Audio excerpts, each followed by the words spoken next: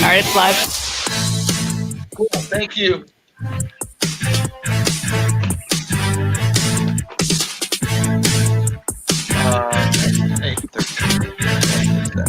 AM.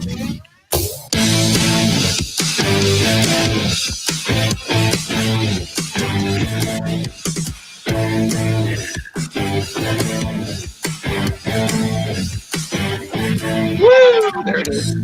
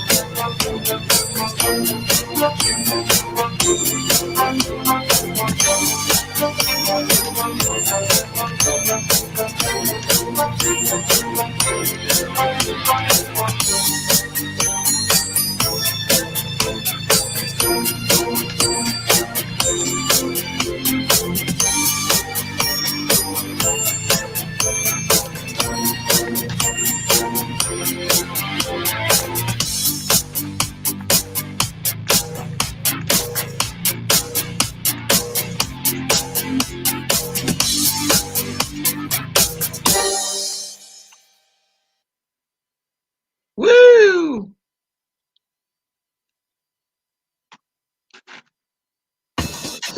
Now I need to do this.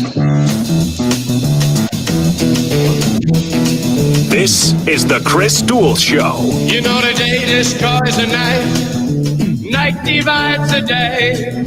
Try to run, try to hide, break on through to the other side, break on through to the other side, break on through to the other side, yeah.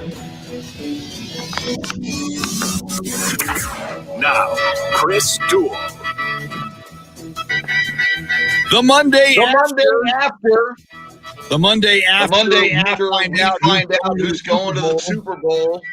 And now we know it will be the battle of the GOAT versus the probable future GOAT. Lots to talk about on this Monday, January 25th. As yesterday, the football gods on high, led by Thomas Wade Landry. No, by the way, we were mindful of the fact on Friday. Tom Landry's widow, his wife, Alicia Landry, passed away. We'll talk a little bit about that. Of course, another huge passing on Friday shortly after our show was Hank Aaron, one of the greatest baseball players ever. So we will talk about that certainly. But the big news in the sports world, the news everybody is talking about, the Super Bowl is set for the first time in history. A team will play the Super Bowl on home field. That will be the Tampa Bay Buccaneers as they host the Kansas City Chiefs. It's the Chris Duel Show with Shannon, Salty, Sweeney. Shannon, how are you doing this morning? I could be better. You could be better. I could be better with Tom Brady going home to sit at home and not play in a Super Bowl, but that's okay. Disdain for Tom. Would rather have dirtbag. Doesn't talk to his parents, doesn't talk to his brother, is generally accepted as a jerk. Aaron Rodgers in the Super Bowl. I don't like to see the same guy winning, and he keeps winning, but he won't go away. He's doing it in a different jersey on a different team, sticking it to Bill Belichick and Robert. I need a massage craft for the Patriots. It's a little different this year. Him winning this year's Super Bowl means he goes away for good. I'll allow it. And they're underdog. Yeah. My God. It opened at -3.5 for the Chiefs. Yesterday, Patrick Mahomes and the Chiefs. And you are a Buffalo Bills fan, you're close with the starting center of the Buffalo Bills. You grew up with them. You had a huge personal rooting interest. And I wanted Kansas City, but I wanted the Bills to win. When they were up 9-0 on one level, I was thinking, man, it could happen. On another, I remember Houston was up 24-0 on these guys last year in the playoffs. So it kind of went like we thought it would. But Buffalo, I was listening to Clay Travis before us on the radio, and in between Clay Travis saying right, you have to finish every other sentence right. I'm Clay Travis. Patrick Mahomes is going to the Super Bowl. Right? Yeah, you're right. In between his saying right and his telling us how fantastic he is and how great his show is and his ratings, he worked in a little sports talk, and he made the point about your beloved Buffalo Bills, Shannon, that if you would have gone to Bills fans at the beginning of this season and said you're going to be one of the best teams in the AFC. You're going to win the AFC East. You're going to win two playoff games. You're going to win 2 playoff games, and you're going to go to the AFC Championship game. You're going to be up early. You're going to be up early against the Chiefs. You're going to be in it throughout most of the game, and eventually the Chiefs will win. I think most, if not all, including maybe you in September, Buffalo Bills fans would have taken that. Absolutely. I remember when Mitch was traded from Kansas to the Bills, and I thought, he's going from a Super Bowl contending team to the Bills, who haven't done anything in forever. And yet last year they go to the playoffs, they get knocked out early. This year they go to the AFC Championship game. So they're going in the right directions. And if you're a Bills fan, you have to be happy about where they are. By the way, as I look at you on Facebook Live, we are streaming live video, as we always do, on AM 1300 Zone and Ticket 760's Facebook page, and you're wearing a hat. I just was able to read it. I saw Music Fest on the bottom, and then with my bleary eyes, I was not making out the top, but I do see it is Austin City Limits Music Fest, with the cool Texas Longhorn logo in the great state of Texas. Very nice hat. Oh, thank you. Got it from the festival the last time it actually happened. Who was anybody memorable from that festival that you said, oh my God, that was great? Lizzo was pretty, that crowd was a lot. It's pretty awesome. So coming up on the show, Shannon, in a moment we'll introduce our soundscape stylist. Coming up on the show this morning in the 8 o'clock hour, we love talking football with Tanner Carlson. Oh, by the way, we'll get into this. He's also a Dallas Mavericks fan. Mavericks kind of beat the Spurs on Friday night. So that had ramifications in my life. We'll talk about that. Andy Everett. Now, this is interesting. Andy Everett, he's the voice of UTSA Athletics. Host of the golf show on Ticket 760 in San Antonio. That guy with a long history of broadcasting, a lot of takes, talk Super Bowl and all kinds of things with Andy. But these things are kind of tied together. Today's show and the rundown. The rundown of the show, for those of you listening, is like the agenda and schedule of who's going to be on the show. So there was a Spurs game last night, Shannon, so I didn't get home till like 10:30, 10:45. And I knew I had to sleep to wake up for this show. So I took a lot of melatonin gummies. So I ate a lot of stuff. All right. Then I go, oh, damn, I didn't run down for the show yet. So I do the rundown for the show. And what I do is I take the previous show's rundown. I go, oh, okay, we'll erase that. We'll erase James Allen. Okay, we'll add Tanner Carlson. Anyway, I screwed up the rundown. So that's the first thing. I've done some weird things on melatonin. I can tell you some stories. The worst of which, before I tell you what else I did last night, the worst of which I did on melatonin, I did a bunch of. No, this was Ambien. This was on Ambien. I did some Ambien one. And I woke up the next day, and there is a huge can of Wolf brand chili in the trash, and there's a bowl in the sink, soaking remnants of the whole can of. I apparently like some 2 a.m. eating and have no recollection that I ate like a big old. I guess I got a big old can of Wolf brand chili, dumped it in a bowl, threw it in the microwave. I'm guessing because I had no recall, and then I ate it.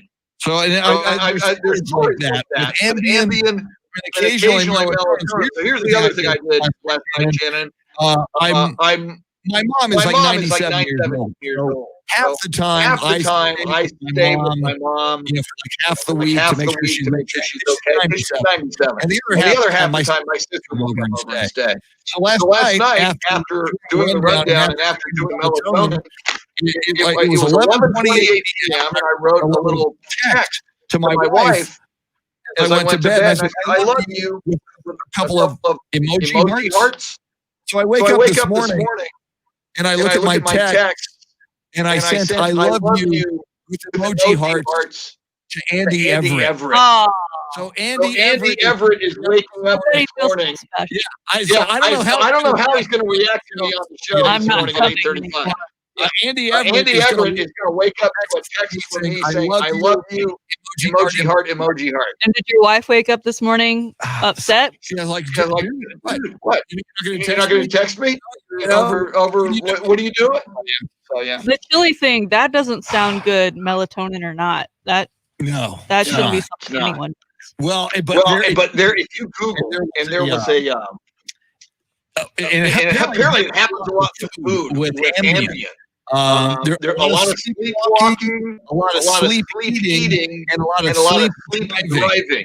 I'm not going to say his name because the story isn't about his name, but there was a prominent, and I won't even say his title, a prominent office holder politician in San Antonio about 2 years ago.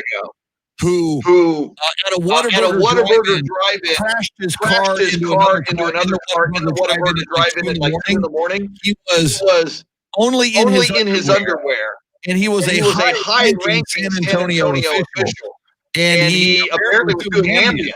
So while doing Ambien, he got up, got into his car in his underwear, drove to Whataburger to get to eat in the drive-thru, and rear-ended another car. Police officers show up. He's like, okay, there you got the mayor, you got the county judge. He was probably like the third highest ranking official in the city of San Antonio. And he's no longer in office, I don't think. Which is sad. But I thought, dude, that could have been me. I didn't want chili. Only I didn't get in my car, but I could have. So beware of Ambien, is all I'm saying. And beware of texting love texts to Andy Everett in the middle of the night. Yeah, phone off, keys. Yeah. He might not even come on the show. He might say, this Chris Duel thing is, I don't know about this guy. Right. You're reading into your relationship with him too much. Well, I saw it morning. I follow up text him and said, "Well, that was intended for my wife.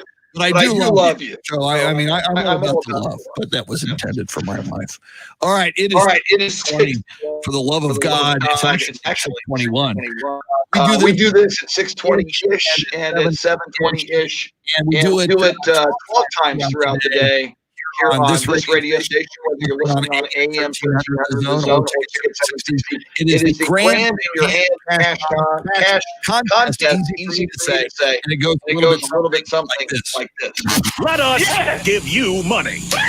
Your chance to win $1,000 is right now.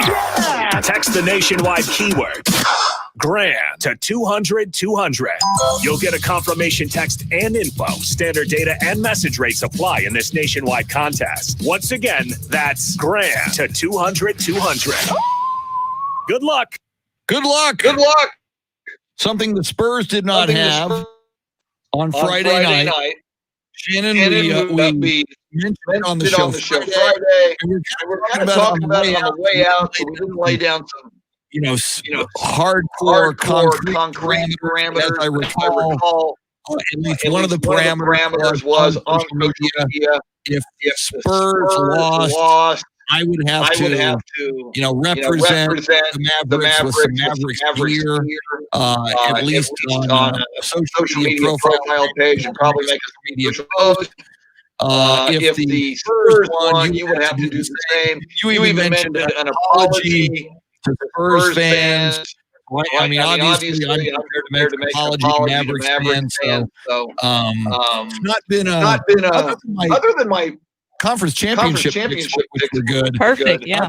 Other than that, I mean, telling Andy Everett I love him in late night text, and having to wake up on a Monday morning on social media wearing Maverick gear. It's been a kind of a trying, rough, traumatic week for me, Shannon. I think your bet has been paid in full. I certainly appreciate it. It was a pretty well-matched game. I'm excited for the rest of this series. Mavs, of course, tried to blow an 18-point lead to only get that win, 122-117. And both stars for both teams did their thing. It really just came down to who had more shots fall, and that was the Mavs on Friday night. Yeah, Mavs moved ahead of the Spurs Friday night with that victory. Now, Spurs did rebound last night. They got a big win over the Washington Wizards last night. It's a back-to-back for Spurs. So they win last night over Washington. They had to hop on a plane last night. So the Spurs will be in New Orleans tonight to take on Zion Williamson and the New Orleans Pelicans. That's an 8 o'clock start, which means an 8:10 tip, which means pregame at 7:30 on the Spurs Radio Network. Bill Schoening, the voice of the Spurs, and his trusty mustache Kevin will be on board. I thought he shaved Kevin. He shaved Kevin, but I understand Kevin is old. He grow fast.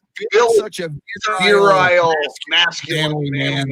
Like the next day, Kevin was on his way back. Apparently, I have not introduced me, and I apologize. He is our soundscape stylist. He is a great American. In fact, his image is coming up right now on Facebook Live, so you can see him.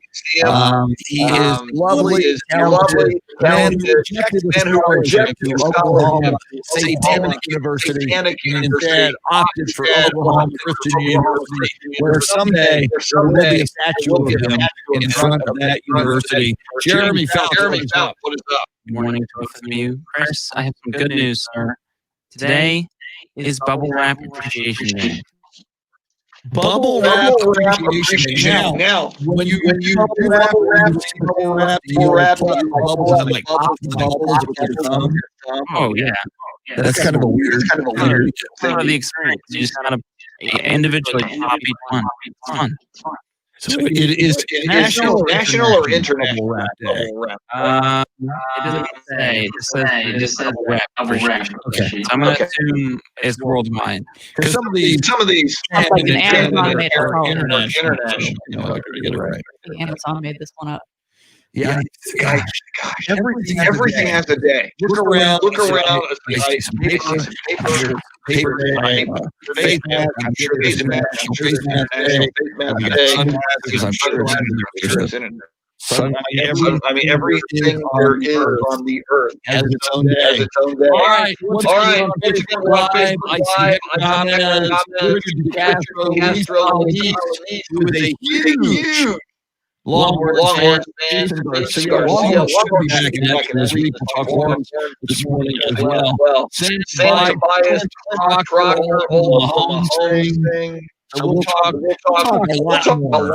Super Bowl and AFC and NFC game, including Matt LaFleur. 4th and goal from the 8. Just over 2 minutes to play. Do you want to give one more play to your Hall of Fame quarterback Aaron Rodgers, who was playing better than Brady in the second half?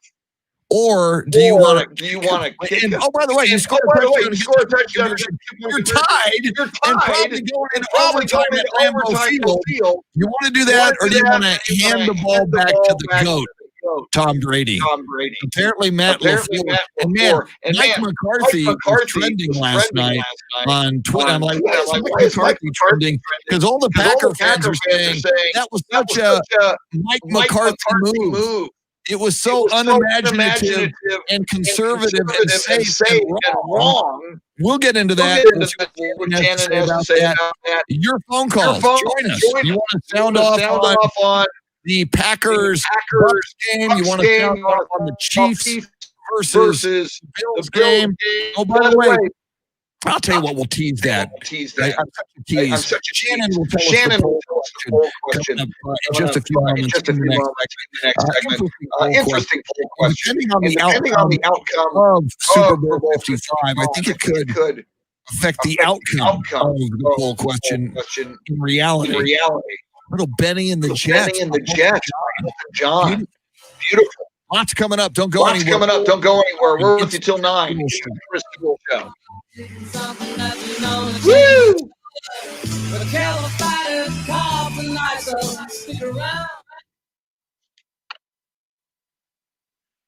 Jeremy Fouts is on board. Yep,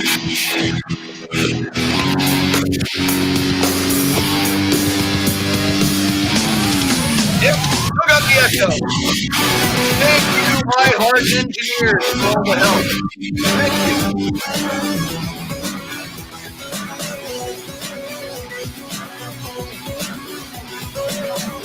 They've only been asking for 2 weeks. They're busy.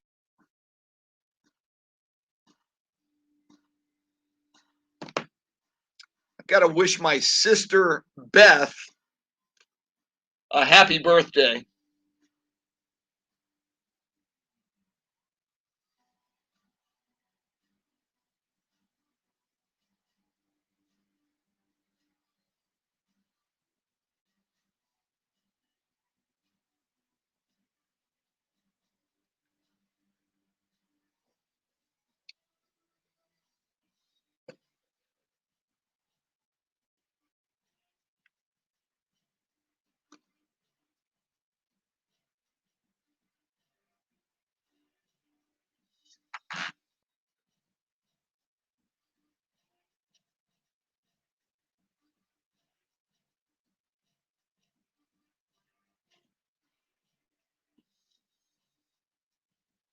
So I need to, on my iPhone,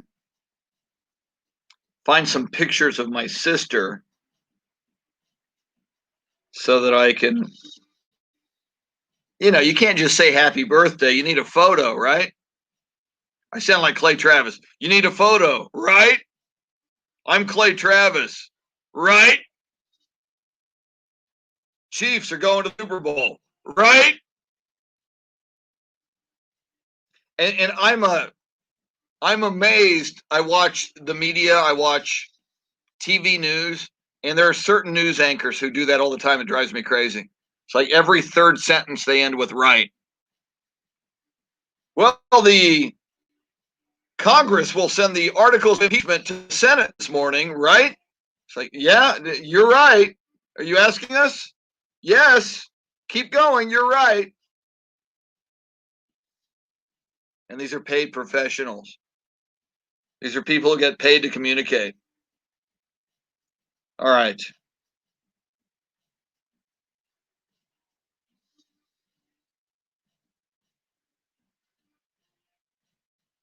Oh, I already found one, I think. Whoops. Okay, what's that all about? Now I clicked on something on my iPhone and now it's freaking out. Sam Tobias, I would agree with that. Who cares about what Clay Travis says? But I can't help it sometimes because I'm in the studio setting up here in the 5 o'clock hour, and I hear he's on. So I can either lower the volume or listen to what he has to say. And on the off chance that he says something interesting, and I try to, and I do give credit when he does, like this morning, he made a good point. So I said he did, that Buffalo Bills fans, if you would have offered them this outcome at the beginning of the season, they would have taken it. So, all right, let's try this again.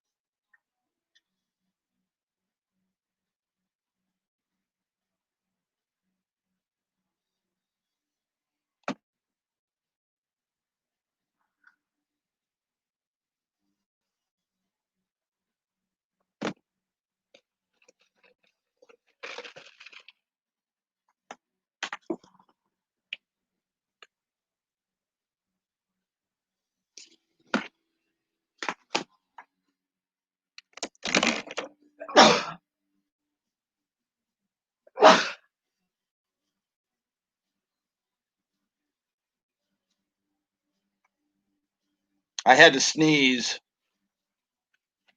You don't want to see me sneeze?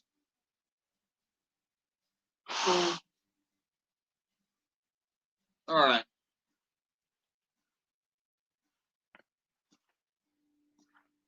Now, I'm still working on some kind of a birthday post for my sister, if I can figure it out.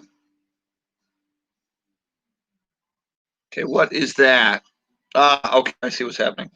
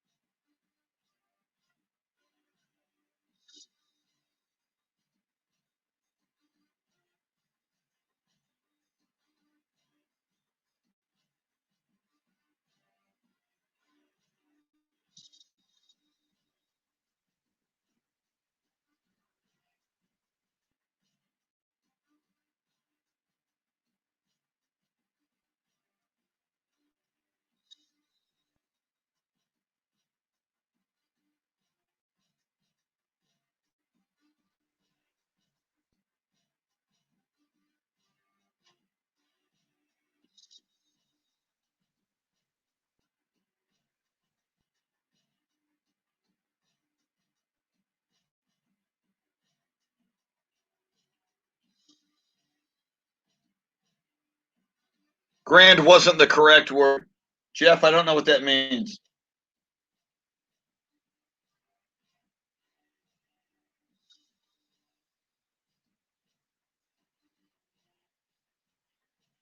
Yeah, Wes, I did not catch that yesterday.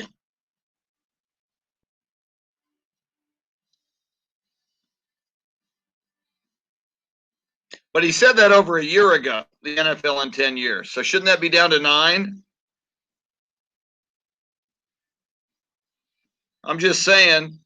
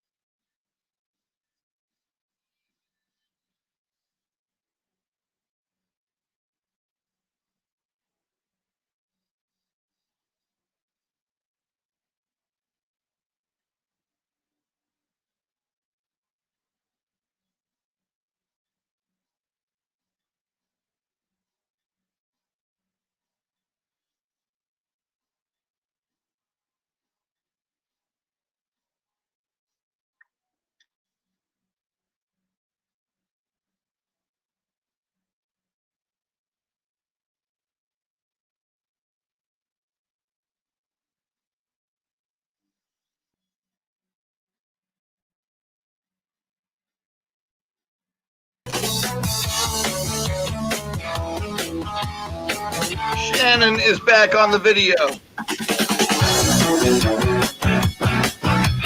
Shannon, I had one idea.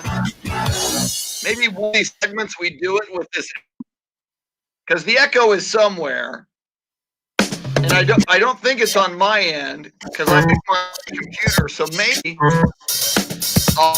segment we'll talk about it on your end. maybe then wherever it is, I don't know. I don't have engineers working on it. Not that I'm bitter. It's been 2 weeks. Babies in the running around, hanging with the crowd, putting your business in the street, talking out now. Welcome back to the Chris Duel Show on the day after the AFC and NFC Championship game. I'm Chris Duel Duel along with Shannon Sweeney. She is She is salty over her beloved Buffalo Bills. And it's Mitch Morse, Mitch right? Morse, right? I'm finally learning his name. See, I finally learned the name starting center of the Buffalo Bills. He did text me back. We'll get him on here soon. Cool. Once he gets everything in order following their loss. Very cool. Yeah, it's got to kind of suck. Yep. And nice of him. He text you back because the game was on he texted me back 3 hours before kickoff yesterday. Wow. Like I texted him, I think Thursday, and I was like, oh, he's like super busy. And he's never been like a great texter. And I know that during the season, he typically likes to stay away from doing media things for outside of the Bills organization. And so I didn't really think anything of it. And I'm sitting there watching the Packers Tampa game, and I get a text from him. I'm like of all the times I thought you would text me back, now was not the time. But thank you. That's very cool. Very cool. Very cool. Very, very cool. Let's get in a little bit, Shannon, to under 3 minutes. Under 3 minutes to play. More than 3 minutes to play. 4th down and 8. Matt LaFleur decided the field goal. He was asked about it, obviously, in the post-game press conference. And he said, well, he had 3 timeouts plus the 2 minute warning. It isn't actually true because it was like after you kick that field goal, it's like 2:08. You did wind up getting it because the guy who returned the kickoff for Tampa Bay ran like 7 steps and slid. Had he juked a little bit. Troy Aikman and Joe Buck talked about it. That clock probably got under 2 minutes. The way that probably to do it. Tampa Bay handled that kickoff. You know, they kind of handed an additional timeout, which was the 2 minute warning. But just the decision, don't you, especially if you have a Hall of Fame game on the line, and by the way, complete a pass into the end zone. And coming into this game, the Packers were, I think, best in the league in red zone efficiency. They've been very successful all year long in the end zone.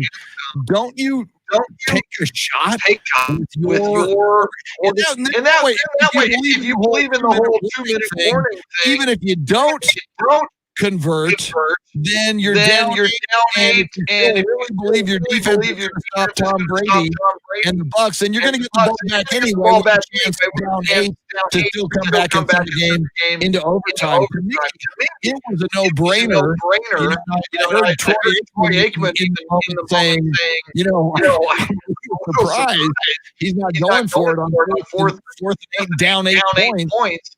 Just over 2 minutes to play. What were your thoughts on that? Yeah, it made me go back to think about how they missed that extra 2-point conversion earlier in the game, because they would have been within 7. And I think at that point, then they clearly go for it. I think in their mind, they thought, okay, we get a touchdown.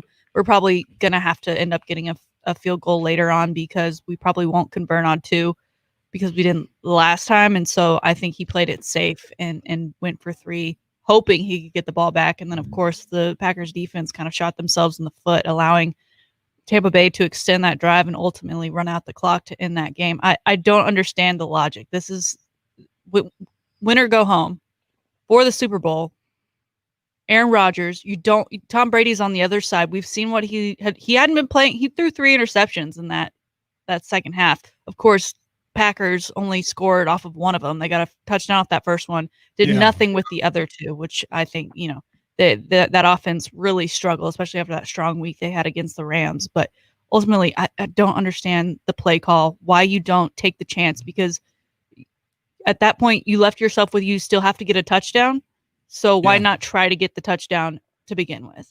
Yeah, and you've got Aaron Rodgers. I mean, of everybody in the NFL today, and had we not seen a rotator cuff, Drew Brees in the previous week for the New Orleans Saints, I would say all the quarterbacks have, especially on their own home field, who comes to mind to me are Patrick Mahomes, Tom Brady, and Aaron Rodgers in that fourth down and 8 situation. And granted, his first three passes into the end zone on first, second, and third down were incomplete. But at a certain point, you're due. At a certain point, it's like, all right, he's Aaron freaking Rodgers. How many in a row is he going to miss the end zone from 8 yards out? And ultimately, I think you got to trust him. He's the best player on your team. He's your franchise player.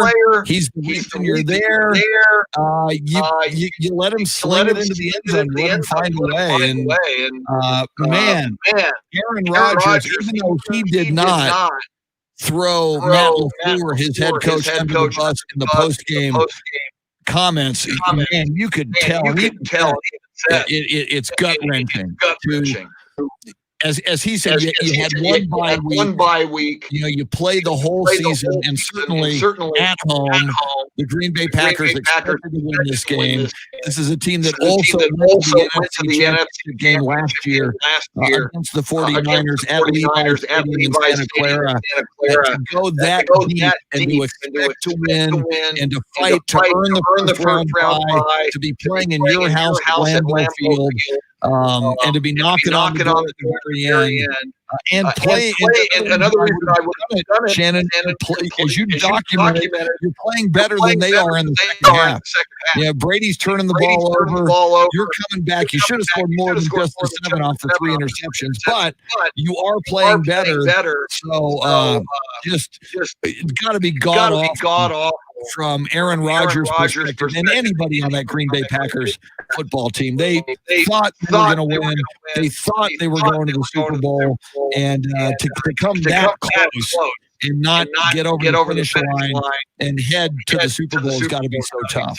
Yeah, they clearly at the beginning of the playoffs, everyone thought they had the easiest route to get to the Super Bowl, especially because everything was going to come through Lambeau as long as they kept on winning. I think their early mistakes in that game ultimately dictated what they did down the stretch. We had that touchdown that was caught out of bounds at the back of the end zone, where he had the slant coming across the middle, where he could have just dropped it in there, and that would have been 6 right there. Instead, they end up settling for a field goal, and we end up settling for a field goal at the end of the game because he doesn't want to give the ball back to Aaron Rodgers for one more shot to really help them try and seal that win and potentially take it into overtime. With Tom playing as poorly as he was, they had to have won. And Tampa Bay was starting to struggle to run the ball, and they were about to get it over on downs. And Packers flag, give them first down, game over. I mean, decision making at the end of the game is so important, but you start to realize their decisions are made based on what happened earlier in the game and poor decisions that were happening then as well. And Shannon, you go back to that last second play in the first half, where Brady throws that long touchdown pass to end the first half. It just seemed so improbable. And, the Packers leave Scotty Miller open, a 39-yard touchdown pass with 1 second left on the clock to give Tampa Bay the 21 lead at halftime, and the final score, a 5-point margin at 31-26. Little we know at the time how much Tampa Bay was going to need that 7 points. It was so improbable. And again, that you're the Green Bay Packers, that secondary, you can't let that happen. You've got to be in some form of a prevent defense to at least get them out of the end zone in that situation. All right, and Tom Brady spoke about that play after the end of the game, and people asked him, what he saw. He said, "I just saw a one-on-one matchup and thought I would take it." And Tom Brady throwing dimes on a one-on-one matchup, that's hard to defend. And they should have defended that much better than they did. And ultimately, that was like when Tampa Bay had their foot on their throat at that point, and they said, "No, we're really here to play.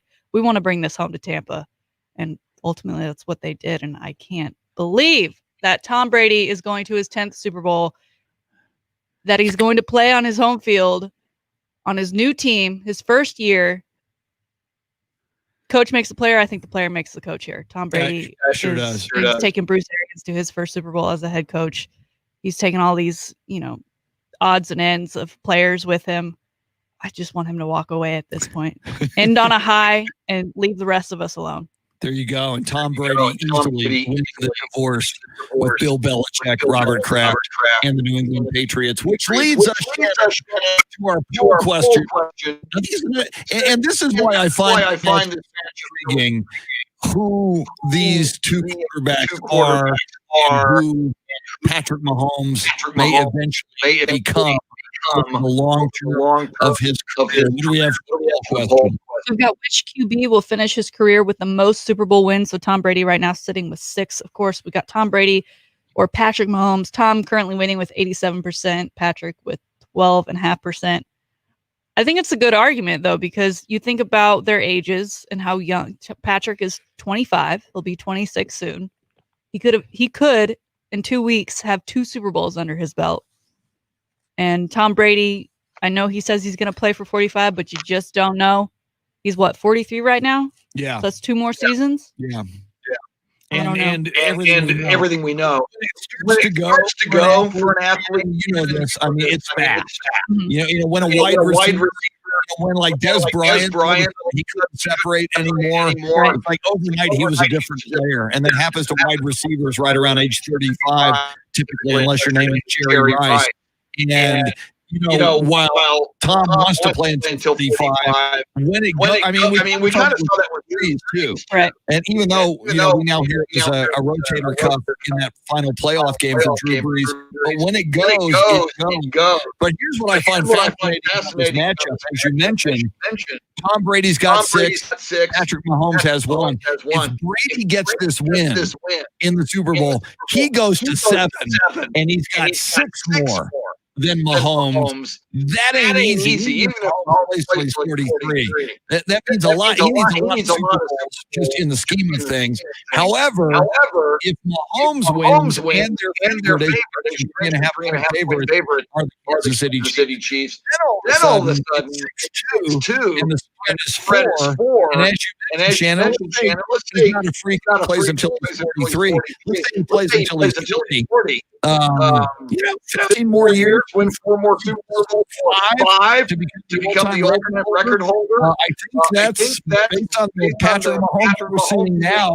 If he can stay injury free and continue to have a good supporting cast, I think most of us think possibility. And I think the supporting cast is the biggest part for Patrick Mahomes. We've only seen him with the guys like Tyreek Hill and Travis Kelce. If they keep playing at this level, all those guys are just going to start demanding more money. They're not going to be able to keep everybody. We saw with the Patriots, they were having to bring in, lower level wide receivers that Tom Brady wasn't able to up their game. And also the Eric Bieniemy question. If he leaves, how much Eric Bieniemy make Patrick Mahomes who he is, or is it like a Tom Brady situation? It's the quarterback that's making the coach. So we could see things fall off. We could see things stay the same, or they could very easily improve. But the dominance that Kansas City has right now, if they keep that rolling, there's no doubt that he could potentially be the next Tom Brady and or better. And I totally agree with you, Shannon. Everything. I often go back. As a rookie, led the Dolphins to the Super Bowl. I think it was Super Bowl 19 against the San Francisco 49ers. Niners won big, but I heard so many people saying, so many experts and analysts. Marino's going to be back to a lot of Super Bowls. That guy's just too talented. Well, yes, he was talented. Yes, he is a Hall of Famer. But no, he never would return to the Super Bowl because he did not have a supporting cast. Another guy who never got to a Super Bowl, Dan Fouts, quarterback of the San Diego Chargers, was prolific. He was a pinball machine in that Don Coryell, Air Coryell offense. Throwing the football and scoring points, but he did not have the supporting cast. So, as great as Mahomes is, Kansas City's going to have to keep it together for years and years and years and years if he is to approach Tom Brady leader of Super Bowls. But again, the poll question, which quarterback will finish career with the most Super Bowls? Will it be Tom Brady? Mahomes can vote. 760. Also Extending here from AM 1300 on Twitter as well. Lots more to talk about. A huge passing over the weekend. Actually, Friday after the show in baseball. Henry, Aaron, baseball players ever. Cowboy fans. Talk about Landry, his widow and longtime Landry, who met at the University of Texas when they were both Longhorn students. He passed away on Friday as well. We'll get into all of that NBA. We'll talk horns in action this week as well. Shannon, Sweeney, Soundscape Stylist. It's the Chris Duel Show. All right, I'm going to make a coffee run. I had to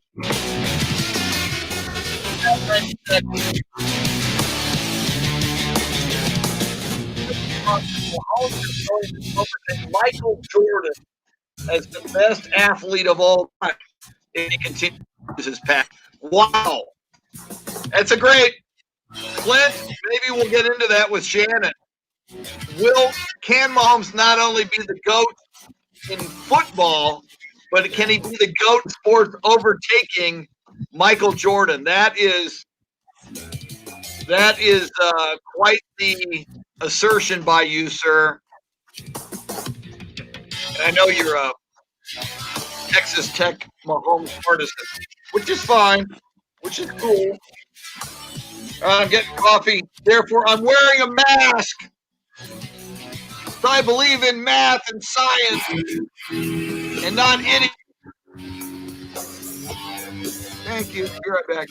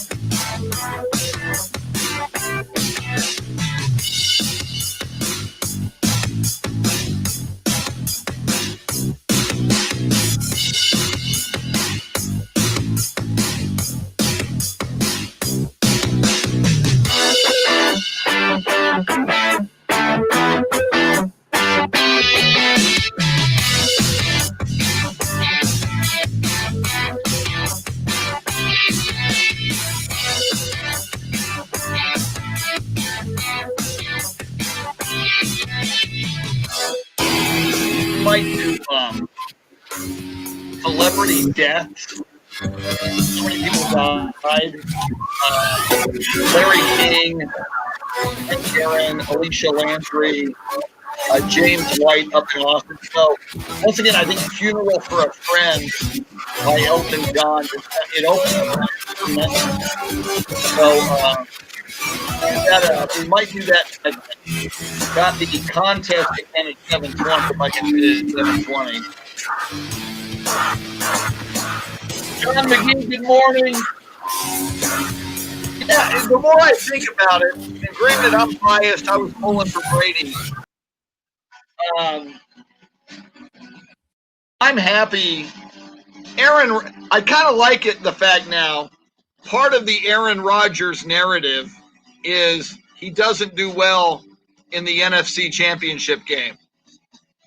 I think he's 1-5 now? Or is he 1-4? Something like that. Let me see. Aaron Rodgers.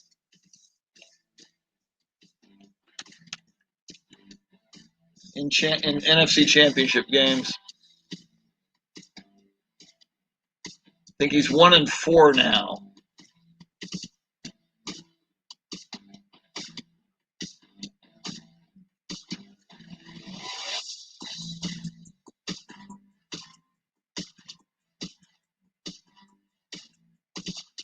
Yeah, he's 1-4. That ain't good. That's percentage 200.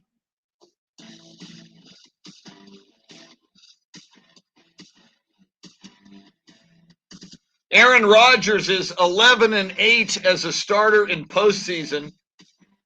The 11 wins are tied with Troy Aikman, who was 11-4, and Roger Staubach, who was 11-6.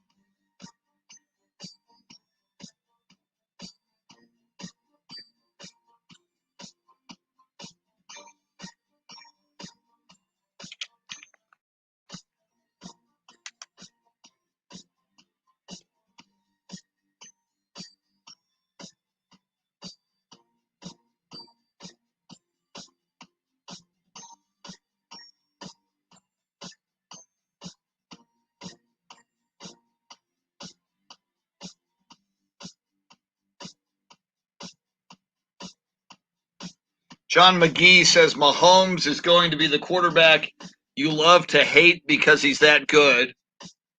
Laura Burris joins us. Laura, the pride of the University of Georgia, personal friend of all 8 of Herschel Walker's personalities. You getting sick of that yet, Laura? I need to come up with something new for you. Today, try to run, try to hide, break on to the other side. Here we go. Break on to the other side. Break on to the other side. Yeah. Now, Chris Duel. The Super Bowl is set. It shall be the coach versus the future GOAT. We're talking about that. Shannon just suggested now, normally celebrity birthdays. Maybe sports and celebrity birthdays. Shannon, we might have to do. You're right, it's a pretty good idea. It was a sad weekend. Thanks for bringing me down. Sports and celebrity. Yes. We don't want to do it. We don't know. We don't want to at all. It's the way 2021 is going so far. Yeah. Mike Taylor in San Antonio. He's huge. Mike Taylor show in the afternoon. I think it's 760 in San Antonio. He famously does it every year. In fact, I've been in it the last 2 years. He does a celebrity death watch, which is like fantasy football, where you draft 10 people who are celebrities. And if you're right, when they die, you get the inverse of what their age is from 100 as points. So if you have a 92-year-old and they die, you get 8 points. If you pick a 40-year-old and they die, you get 6 points. So that I love the idea. It's so morbid, but I think karma may come back to get you if you are ever victor of that. I'm a little. You invited me a couple of years ago, but I am a little squeamish about the karma. Right? You think it's bad I root against the Spurs? You think it's bad I root against the Spurs, and here y'all are. I can say y'all because I'm in it. So yeah. But so in fact, what the heck? Jeremy, do you have? We may as well go ahead and do it. We'll get back into Super Bowl talk and NBA, but the music, "Funeral for a Friend" by Elton John. Let's see. I guess maybe the biggest sports and celebrity. Everything happens once we go off the air, Shannon. We went off the air Friday at 9, and at about 9:15 a.m. I got news. Hank Aaron, one of the greatest baseball players to ever walk the face of this earth, passed away. And in fact, I was alive. I was watching. The night, it was April 8th, 1974. I was 13 years old when he hit number 715, his 715th home run, which broke Babe Ruth's record, which was a record that they thought would never be broken. And you go look up Aaron's statistics where he is, like in runs scored, in home runs. I mean, category after category, Hank Aaron is in the top 5 or the top 10. He's pretty big. And to do it at the time he did it in, when he was receiving so much hate, to stay that focused and disciplined and forget it all and to do what he did. Yeah, he got death threats. There had to be security.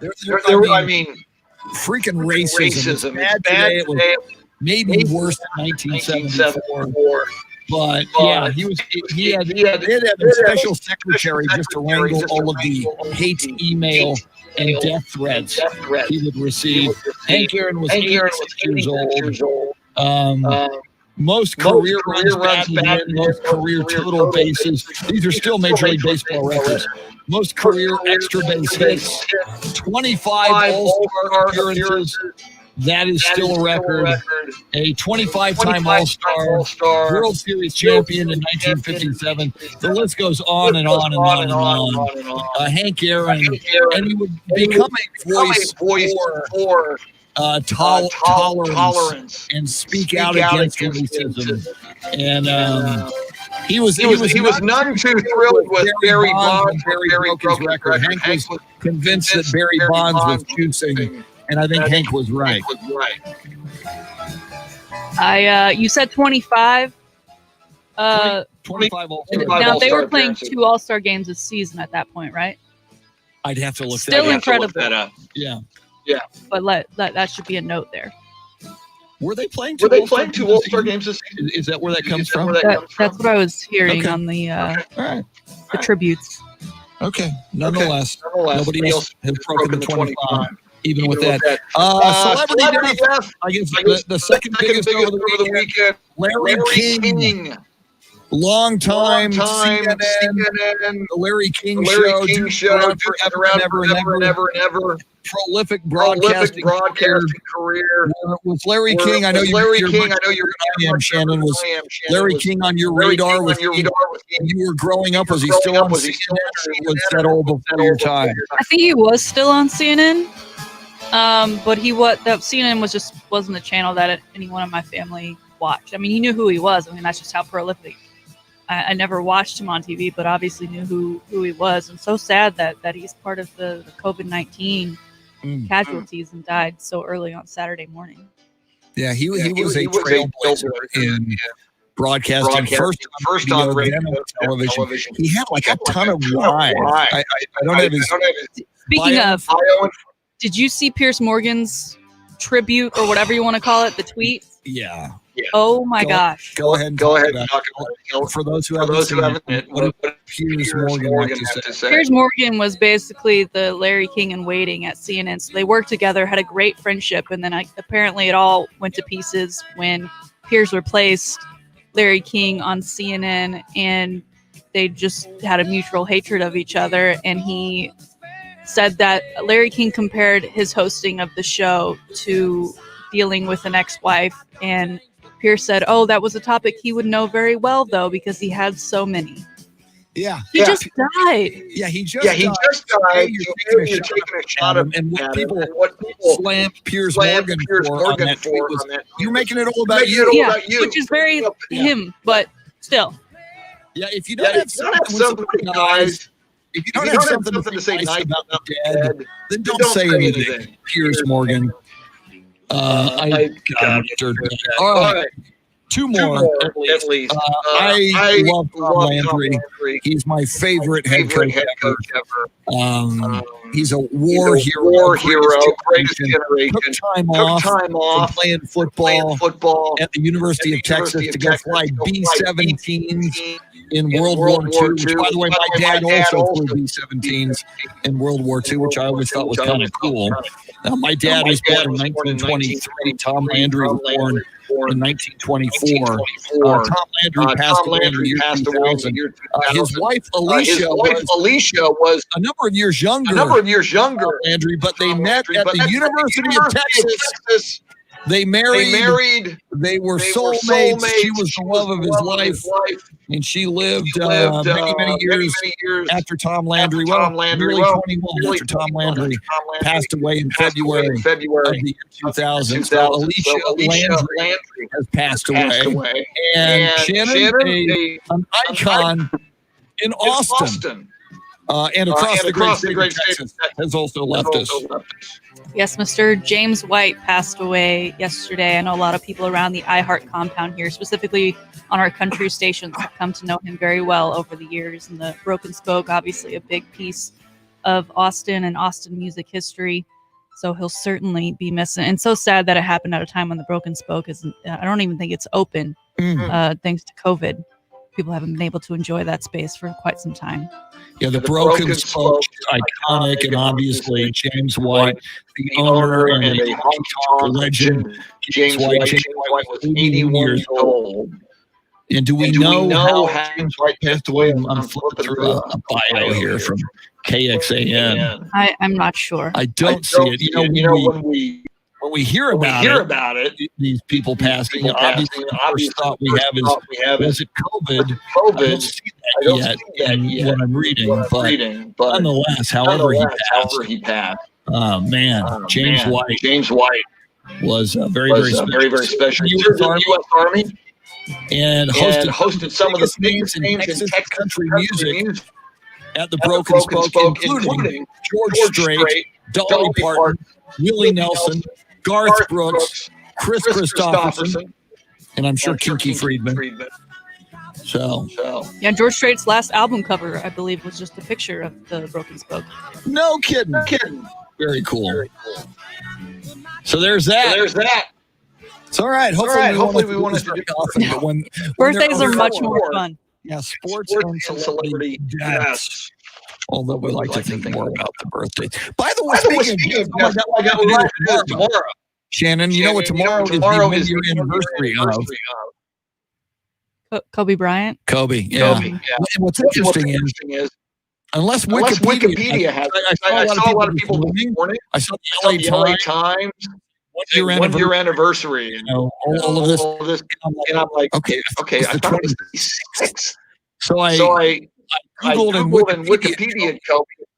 Everything I'm finding says January 26th, but a lot of people on Twitter, including the Los Angeles Times, are saying today, 1 year anniversary of that horribly tragic helicopter accident that took the life of Kobe Bryant, his daughter, and a number of people on board. So I think it is the 26th. I think. Okay. I mean, I've seen stories about the 1 year anniversary of the crash for the last couple of years. I mean, Vanessa Bryant just saying, "Hey, I know there's going to be a lot of tributes and remembrances and things of that nature. Please don't show any photo or video because we know that those photos and videos were wrongfully released of the crash site. So just respectfully, don't add those to those tributes." I just feel that was just a stunning, mind-numbing, surreal event. I remember there was a Spurs game that day. And I work on Spurs radio on the halftime shows. And I walked in, Mike Bartlett, who got on this show a number of times.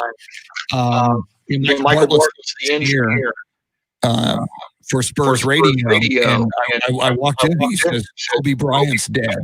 And your brain doesn't process that. You're like, okay, what? And you're thinking, is this some morbid joke? What's the punchline?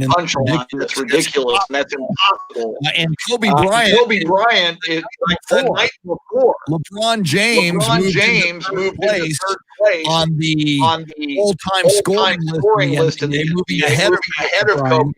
And Kobe Bryant sent out this text congratulating LeBron James. And like 2 days before that, Kobe in an interview was talking about the Spurs. And he said if it wasn't for the Spurs, I'd have two or three more rings. The Spurs stopped us, Shaq and me and Pau Gasol. They stopped us a number of times. I was thinking, hey, 2 days before, I was like, I think I talked about it on the radio that Friday. Yeah, Kobe's giving props to the Spurs. That's kind of cool. And man, that's for sports fans. That is one of those moments. You remember where you were when you first used. And on another level, little did we know, Shannon, that was January of 2020. Little did we know how crazy, bizarre, and weird, and sad and ugly 2020 was going to be. That was like the first salvo of what was going to become a very, very negative year, 2020. To say that Kobe Bryant's death is not even the biggest story of 2020 is quite strange. He had so much more to give, and was just getting started. He, like you said, he was remembering the Spurs. He was just starting to kind of look back on his career and give us all these great little tidbits that he just wouldn't get when he was playing. And man won an Oscar already. He had that great ESPN show where he was breaking down matches in ways that only Kobe Bryant could do. He just had so much more to give this world, and that's really why it hurts so bad, because his basketball career obviously over for the playing days, and just how great he was on the court. He was almost even better off it. We'll take a quick break right now contest. We're with you. We're not breaking the segment. We're right back at you. Right now it's time for the Grand in Your Hand contest. We do this twice a day on the show at 6:20 and 7:20. Do it 12 times throughout the day up until 8:20 p.m. So you're going to get multiple opportunities. Here it is, the Grand in Your Hand cash contest. Let us give you money.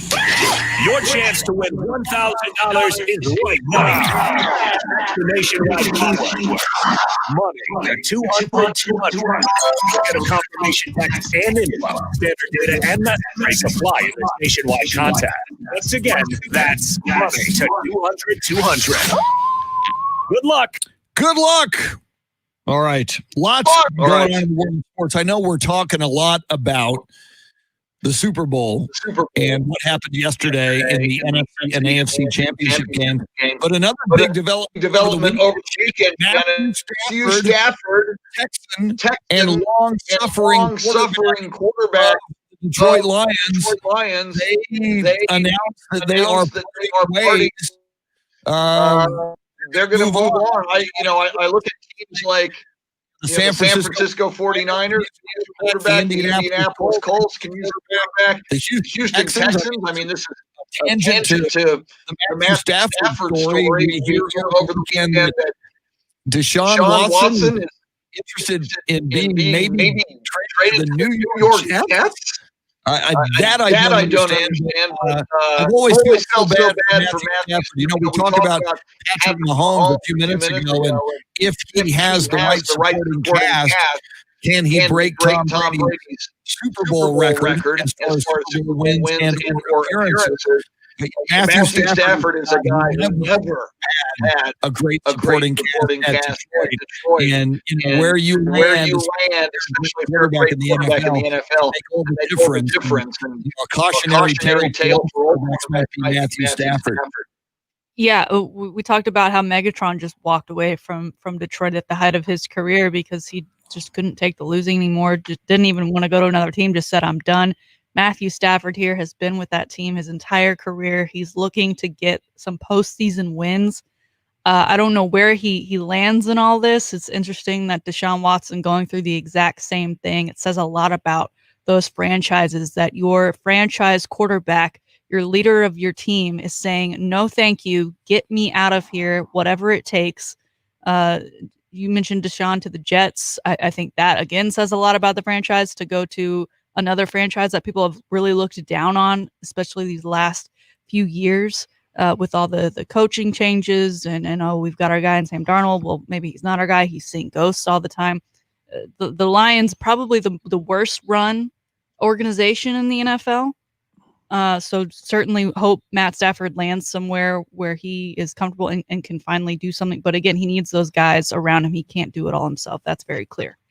And I mentioned the San Francisco 49ers, which is interesting to hear they're looking for a quarterback after Garoppolo led them to the 10 in the fourth quarter to the Chiefs. And what is Super Bowl. Why are they giving up on Jimmy G so quickly? That's a great question. He was injured most of this season, right? Yeah. Maybe they know something we know, but that sure is the talk. Coming out of San Francisco, Indianapolis, obviously. Philip Rivers retired, so and are looking for a quarterback. Two more, though, Shannon, and they're big franchises with a lot of success lately. New England Patriots certainly would want to move away from Cam Newton, and the New Orleans Saints. If indeed Drew Brees retires, and I think of the New Orleans Saints, Shannon, that's a team with a lot of assets. A team with a lot of talent on both the ball that could have players that they could trade to make it worth the while of the Detroit Lions, while still, after acquiring a Matthew Stafford, he'll still be in a position to still be a very, very, very good playoff football team next year. Yeah, I like the idea of Matthew Stafford or even Deshaun Watson playing in New Orleans. I don't know that Cam would be the right guy. I think he's kind of, especially when you already have Jameis Winston there as a backup, the two of them together just don't seem like a great time for that team in the locker room. But certainly getting Matt Stafford. I mean, he's a guy. He's seems like a guy that as long as he has the system around him, he can make things happen because he did carry Detroit on his back for as much as he could. But again, when you don't have the support around you, when you've got a guy like Matt Patricia coaching you, you're never going to get it done. And now Matt Patricia, of course, heading back to the Patriots. I'm looking. I just pulled up Matthew Stafford. He is 32 years old. Highland Park High School in Dallas. So my goodness. You look at Tom Brady at 43, Drew Brees at 42. I think the ceiling, it used to be like you turn 35 and we start worrying about you as a quarterback in the National Football League. That seems to be changing.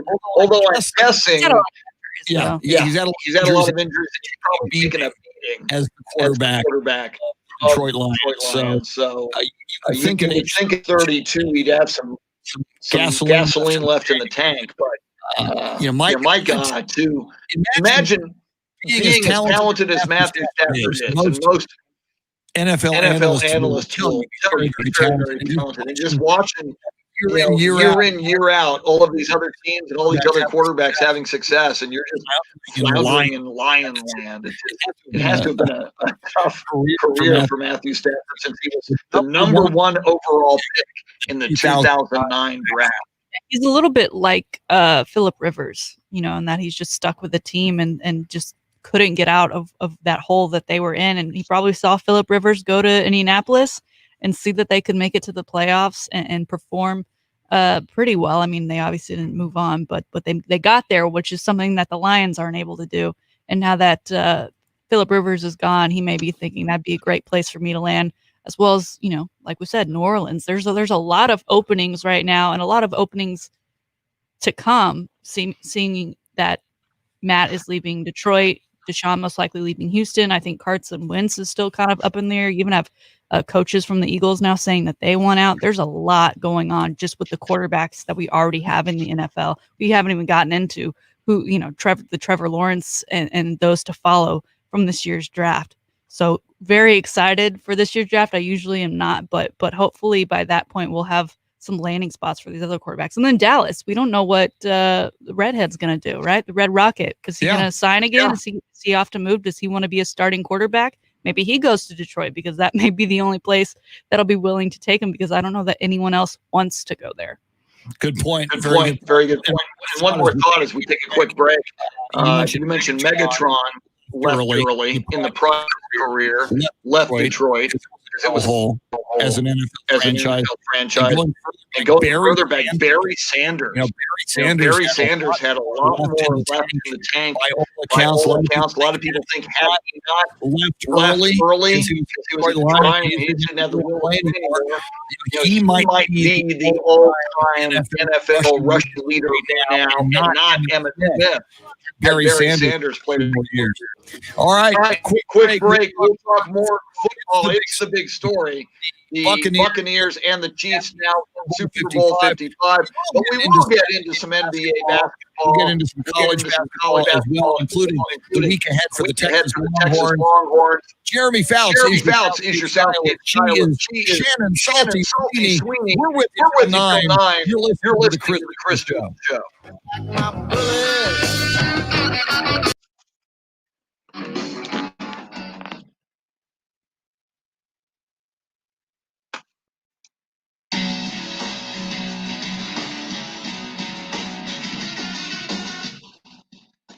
Jesse Martinez says, the Cowboys still suck till we die. Jerry and his sons will never see the light, and fans giving Jerry their money is a waste. Save your money and don't support what is hindering the team. Interesting.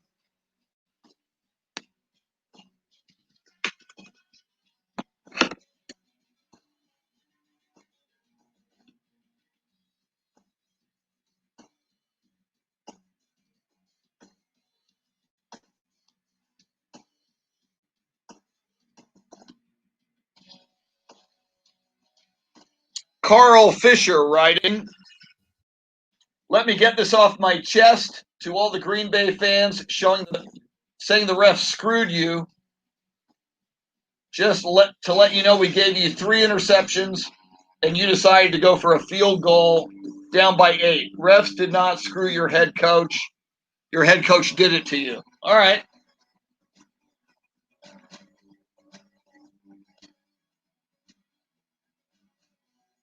Luisa says not true to Jesse Martinez.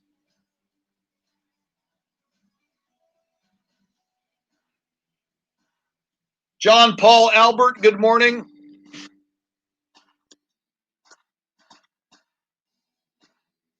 Bernard Trefan, good morning.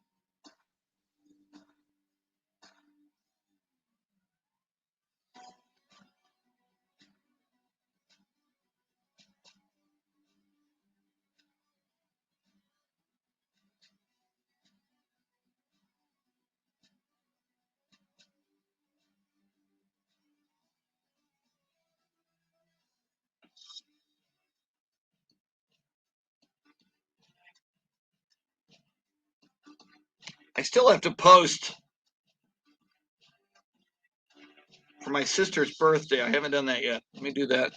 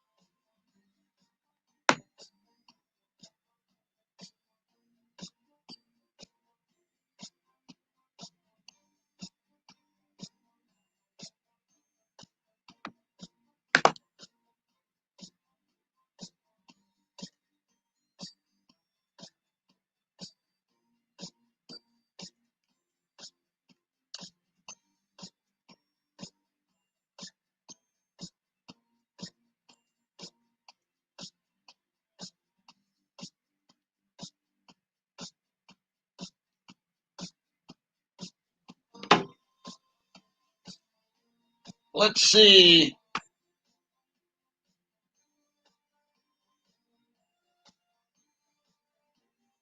Thank you, Carl Fisher.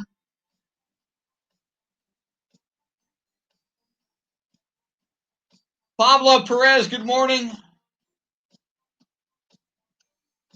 John Williams says the goat versus the kid. And a baby goat is a billy kid. Very nice. Very nice.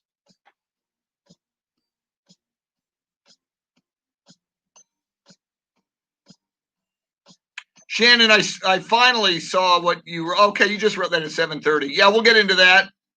Texas basketball, OU, Texas, and then Kentucky, right, by the weekend. Texas football staff.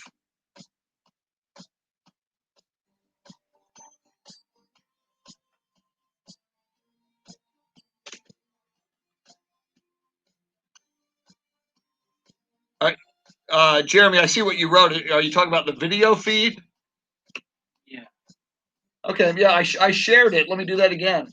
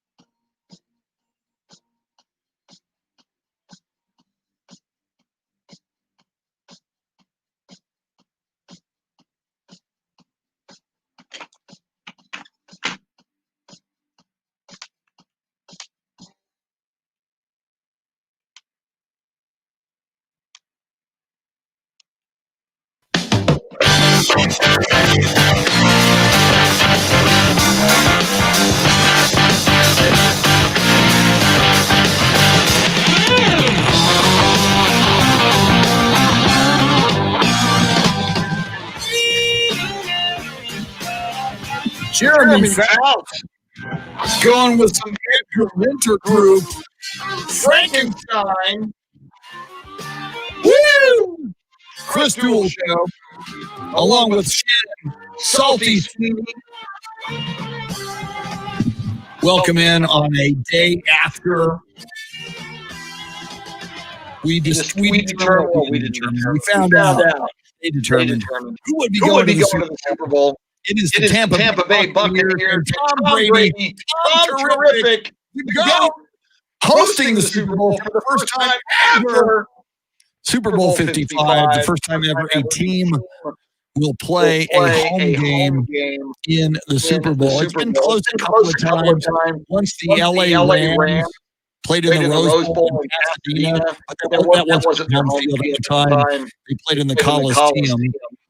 And then the 49ers played at Stanford Stadium in Palo Alto, which wasn't far from San Francisco, but it wasn't their home field. This time, the Tampa Bay Buccaneers will play on their home field, which is kind of interesting. And I think even though there's not as many fans, Shannon, and when there's the Super Bowl, there's so many corporate tickets. Even if you could have a full house in Tampa Bay, still you get so many people from across the country. It wouldn't be like home field really would be for Tampa Bay. But I think to sleep in their own beds, to be very familiar with that field, on one level, you go to a Super Bowl team and you go to another city to take care of business. You also have to wonder for the Tampa Bay Buccaneers, their family and friends that they've made in Tampa all live there. Might that even be more of a distraction as opposed to the bunker mentality of going to another city, going into a hotel, and going there to do battle? It could be kind of a mixed bag for Tampa Bay. Yeah, if they are the professionals that they should be, then it shouldn't be a problem. Do we know if they are actually going to be the home team? If they're the away team, would they be forced to use the away locker room? I don't know the answer to that question. That's a great question. That would certainly be a little of a mind game for them to be using a different locker room while in their home stadium. And Brady being Brady, he doesn't need home field advantage to do what he does. Just look at what he did against the Packers. Didn't matter. He did it in Tampa. He went up. He did it in Lambeau. Tom Brady, I almost want him to win this game as much as I hate to say it. Just so Because it's the first time, of course, Tom Brady is the guy who gets the first Super Bowl in his home field. Did you see the video that he put out? I certainly did. Yeah. I just made a TikTok with it. Oh, okay. And I admitted, it's Tom Brady's world. We're all just living in it. Very nice. Yeah, it looks like he's on the tarmac walking to the plane. And he's just looking at the camera, smiling as if, he's just walking away with something special, and he is. He's got Gronk in the background showing off the NFC championship year. Yeah. Yeah, Gronk lifting his shirt. So, very, very cool. He's the GOAT. And he does the video. Very, very nice. He loves those videos. I'm sure we'll get extra of them in the coming weeks, seeing as how the media frenzy that typically is Super Bowl week and the week leading up to that is typically filled to the masses with media members and Radio Row and the when they bring all the reporters in to huddle around one player at a time, all the late night shows doing their bits. It'll be interesting to see how they work with that this year. And you mentioned fans in the stands. They are going to have 7,500 first responders who have received both the first and second vaccination. Apparently, they're also invited to a TikTok tailgate with Miley Cyrus as the performer. That was announced last night. I think it's actually going to be a live performance. And I guess because they've all got both shots, they should be good to go. I don't know if they'll still practice social distancing in the same way we have been, but very nice of the NFL to include those first responders and then to provide not just seats to the game, but extra entertainment for a Super Bowl that isn't going to be as, wild and crazy around the arena as it typically is. Very, very cool. Moving on a little bit to some other sports because there's other sports going on. Shannon, we've talked about the Texas Longhorns men's basketball team.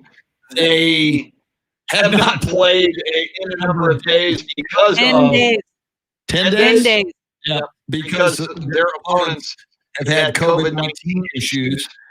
So they will play, we think, on Tuesday night. That'll be tomorrow night at the Frank Oakland Center. A 6 o'clock tip-off.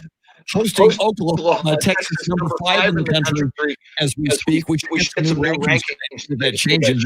It shouldn't play. Always possible. A place or two, depending on other teams. Texas, 11-2, 5-1 in the Big 12. Oklahoma, not bad, 9-4 overall. They are 5-3 in the Big 12. So Texas finally gets back in action. I think don't they have Kentucky by the weekend as well? Kentucky, and then that game, of course, followed by the big Baylor matchup. My goodness! So these three, and by the way, Kentucky, they're Kentucky, so they're always dangerous. However, Kentucky only 5-9 overall. They are 4-3 in the SEC. So thus far, kind of a down year for Kentucky, but don't sleep on them because they're freaking Kentucky. So I would just say, Oklahoma and then Kentucky, and then number 2 Baylor. These are a big three games for the Longhorns. Right, I would expect them to win 2 out of 3. I think they're capable of winning all 3. But considering the 10 days that they'll have off, I think they're going to be a little rusty as far as live game action. So hopefully 2 out of 3 can be secured by the Longhorns, and I would hope that one of them is that Baylor game because that's going to be huge. And you know what Meatloaf says. What does Meatloaf say? 2 out of 3 ain't bad. 2 out of 3 ain't bad. That's right. Some people quote Socrates. Some people quote Ralph Waldo Emerson. I quote Meatloaf. 2 out of 3 ain't bad.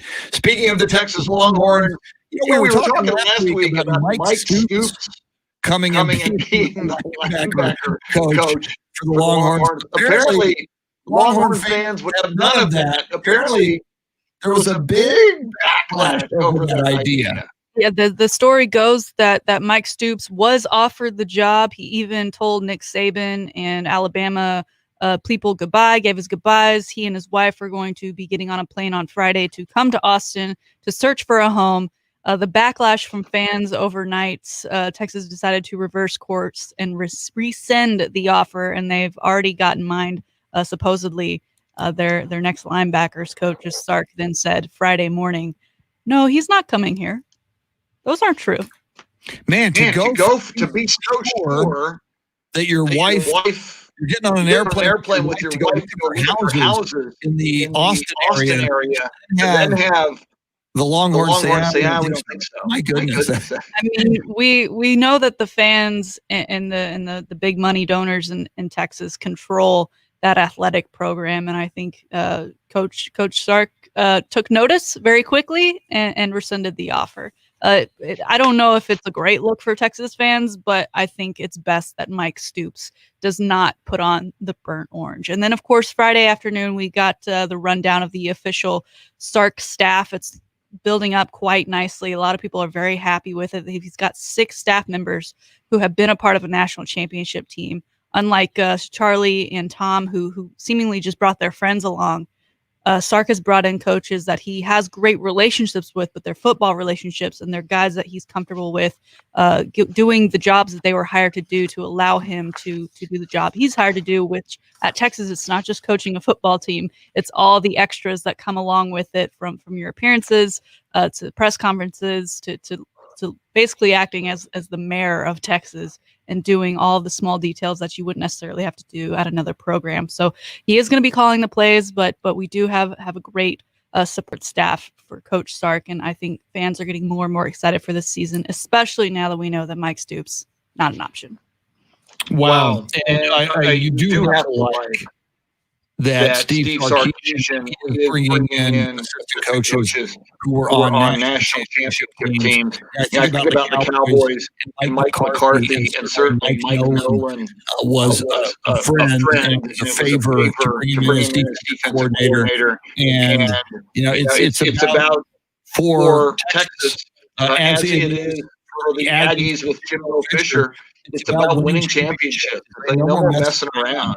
And it would appear by these choices that Steve Sarkisian gets it and is bringing in people with those big pedigrees, those big resumes. So very, very cool that's happening.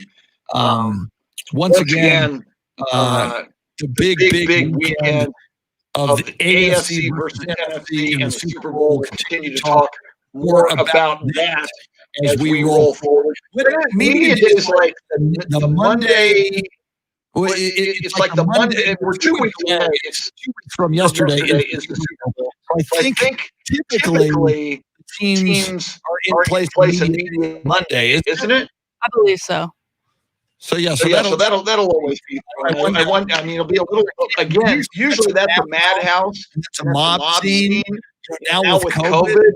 And not only, I would imagine, limited media, but I mean, do they make it Zoom?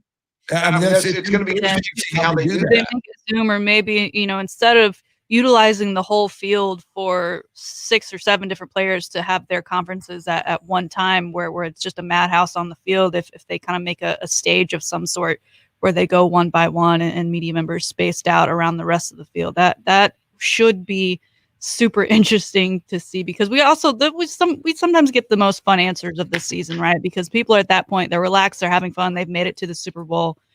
We don't need to always talk X's and O's. We get some great content out of those interviews. Yeah. And the last Super Bowl I went to was the one in Dallas when it was Packers versus the Pittsburgh Steelers. I was part of that media day gaggle, and you're so right. It's just wall-to-wall people and media like sardines, and obviously in the era of COVID, everybody's supposed to be 6 feet apart. So they would have to find a way to do that. You can certainly do that on a football field, I would think. It's going to be very interesting to see how the NFL handles that. But I have a feeling, I agree with you, that there'll probably be a stage up high and distant from the media, and certainly making the media members be apart and at least 6 feet apart. I did notice, speaking of the NFL, and we talked about Deshaun Watson and his desire, apparently persisting and increasing, to get out of Houston. Even the mayor of Houston now has tweeted yesterday yesterday afternoon, 2:31 p.m. Houston Mayor Sylvester Turner tweeted, Houston loves Deshaun Watson and the Houston Texans. Houston is a great city that is hungry to back our players and our team. As mayor of a city second to none, I pray we move forward together. So the mayor of Houston not only tweeting his hope that Deshaun Watson stays, but praying in the tweet. Deshaun Watson. It's kind of interesting to see the mayor of the fourth largest city in America getting involved in this. What's the saying? If you love him, you got to let him go. Because at this point, Deshaun's saying it doesn't matter who the head coach is going to be. Get me out of here. So I don't know that prayer is gonna work in this one. But I guess we'll see. I guess as the mayor, it's good that he's supporting Deshaun Watson, which seems to be something the Texans aren't doing. So maybe that's his play. Is look, you do have support here. Yeah, I am on your side. Well, and I remember famously, Deshaun Watson, his first paycheck as a Houston Texan, he gave it to support workers, and there were even some cafeteria workers who had lost their homes as a result of the flooding in the aftermath of the hurricane. I mean, here's the rookie, and it's his first professional paycheck, and he goes, "Nope, let me give this to people who need it more than I do." I mean, he obviously, like a J.J. Watt, made an impression on the city very quickly. Sylvester Turner, the mayor of Houston, followed up with a tweet. I value Deshaun Watson as a player. I respect him even more as a person. I know he loves this city because I've seen how much he has given of himself and his treasure to the people of this city. I am humbled to be his mayor. I hope that won't change anytime soon. And that's a huge point, Shannon. If indeed the Houston Texans lose Deshaun Watson and J.J. Watt in this offseason, you're not just losing two really good football players. You're losing two pillars of your community. And you've got guys, obviously football reasons, but choosing to opt out not only from the Houston Texans, and I realize that's their primary reason for wanting to move on, but for the city of Houston, I kind of see as the mayor of the city, you think of the psyche and the morale of the city. It's kind of suck to lose a couple of your best athletes.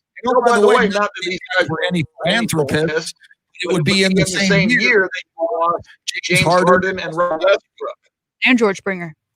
Oh, God. And George Springer. I mean, if you're Houston, I don't think you're going to be burning any jerseys, but you're certainly maybe burning the rest of your Texans gear, because that organization, for as much as those players have done for your city, the organization has done absolutely nothing. And especially in return. I mean, you mentioned Deshaun giving his first paycheck to staff workers. He just kind of expects the same respect in return and communication, and he just isn't getting it. And I think as a franchise quarterback, that's something you should have, and you shouldn't have to ask for it. You shouldn't have to plead for it. And at this point, he's done. I don't blame him. I don't know where he lands, but he will make a team better wherever he goes. Yeah, and I'm somebody who wants to see the Houston Texans succeed. I've always thought we came close to it in the Bum Phillips, Earl Campbell era with the Houston Oilers. I've always thought an old Texas Super Bowl, Houston versus Dallas. Obviously not the Oilers, but the Texans now versus the Cowboys, which would be the coolest thing in the world. But for a long way. Never happened. Oh, God. All right. More coming up. It's music. Ooh, a little meatloaf. Thank you. Jeremy Fouts all over it. 2 out of 3 ain't bad, Longhorn. Beat Oklahoma and Kentucky and or Baylor. 2 out of 3. That ain't bad. So says Meatloaf. Coming up, Tanner Carlson. Tanner went 0 for 2 in his conference championship. So did I. We had the same picks. Oh, you did? Okay. Yeah, we chastised the two of you then, in that case. Tanner Carlson coming up. He also talks horns. Well, we'll get into some horns with him. Well, Andy Everett, if he's still talking in the FA Late Night Text, will join us in the 8 o'clock hour as well. With you till 9, the Chris Steele Show. Woo! I'm going to get my second compliment of coffee. I'll be back in about 90 seconds. Woo! Woo! Woo! What a man, people.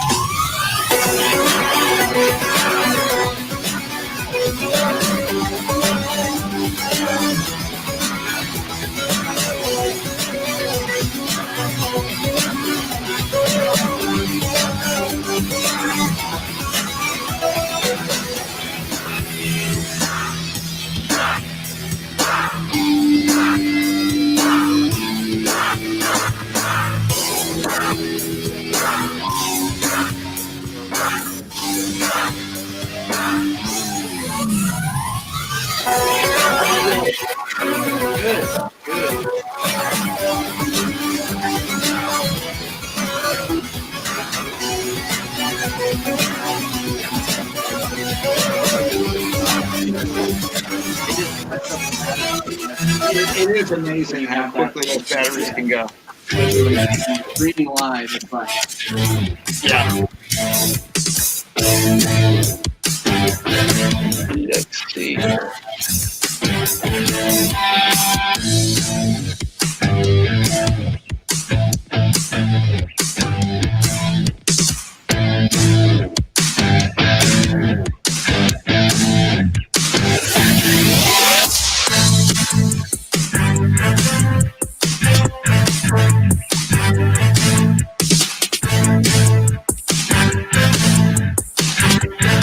Anything exciting in the news today?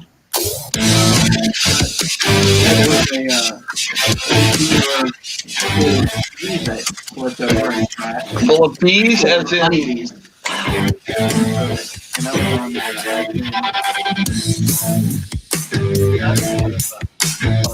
Yeah. I mean, I bet that's Oh my God.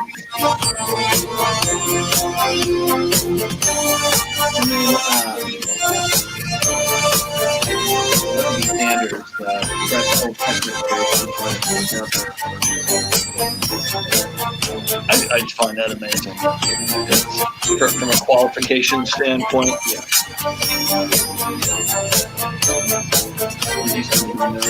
Or do I just do that thing? Oh, I'm sorry. No. It'll be a new one. Crap. Give me a sec. That reminded me.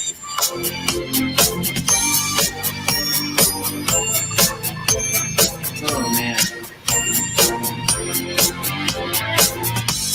I don't know how the guy does it. He never stops. It's amazing.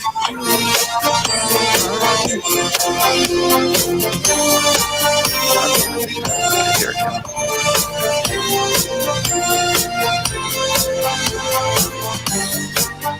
Sorry, I'm glad you reminded me. I'm sorry I forgot about this. And of course, now my computer's running slowly.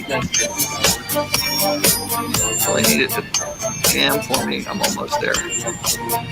Page.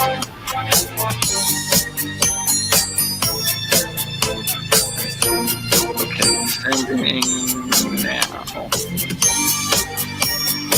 Now the question is, did I send it to your Gmail or did I send it to your iHeart? Your iHeart. Okay, good.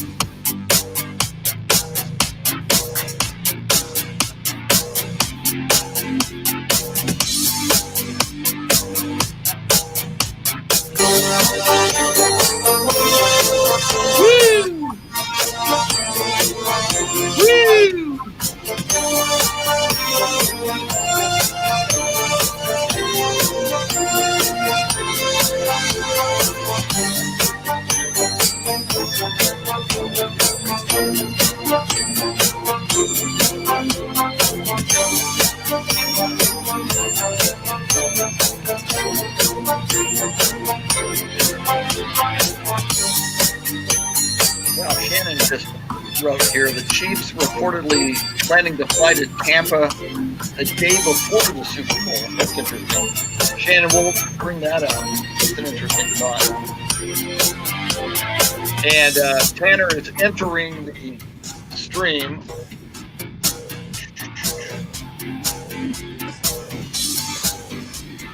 Tan terrific. I like it. Tan terrific.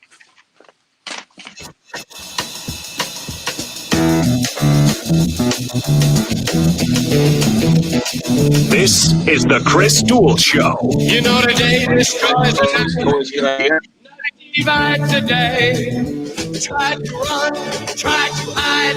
Break on through to the other side. Break on through to the other side. Break on through to the other side, yeah. Now, Chris Duel. We continue to react to the coming Super Bowl 2 weeks from yesterday.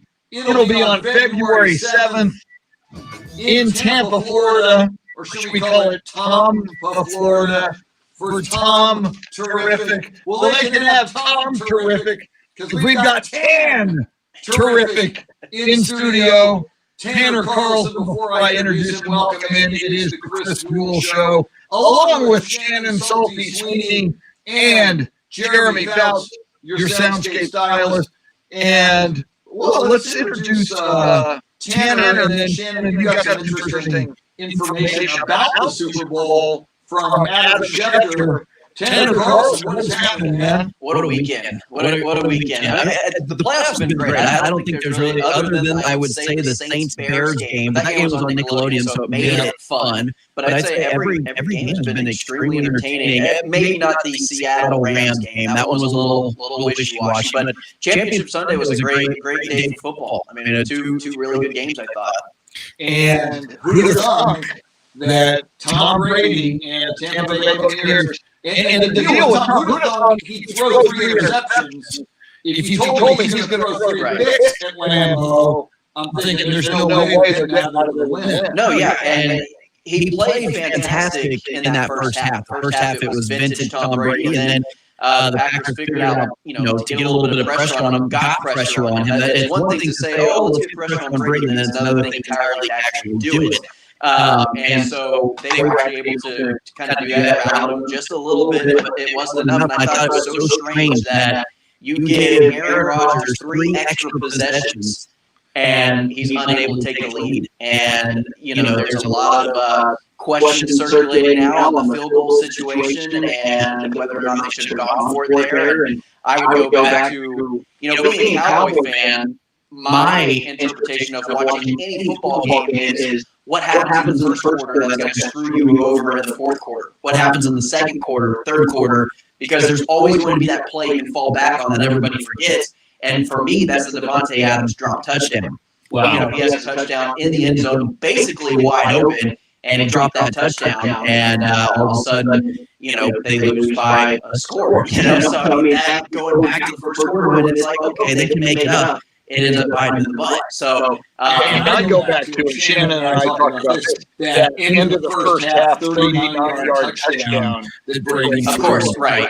It was so improbable, and then the Packers secondary just let that guy get. It looked like the Cowboys didn't even touch the guy. They didn't even account for the guy. He's streaming down the sideline wide open. So, you're right. That play was also extremely huge. And when you get into these championship games, you go back and you review the tape and you look at this game, and every single play is so vitally important from the opening kickoff until the final whistle. And that's something that Tom Brady, I believe, has taken full advantage of throughout his entire career. To get to where he's at, he takes every snap, every play as though it's the final play of the Super Bowl. And regardless of what round the playoffs, he takes every single snap as serious as possible and as laser focused as he likes to say, and it's incredible what he's done. Unfortunately, he has completely destroyed any type of reasonable expectations of what we define as success.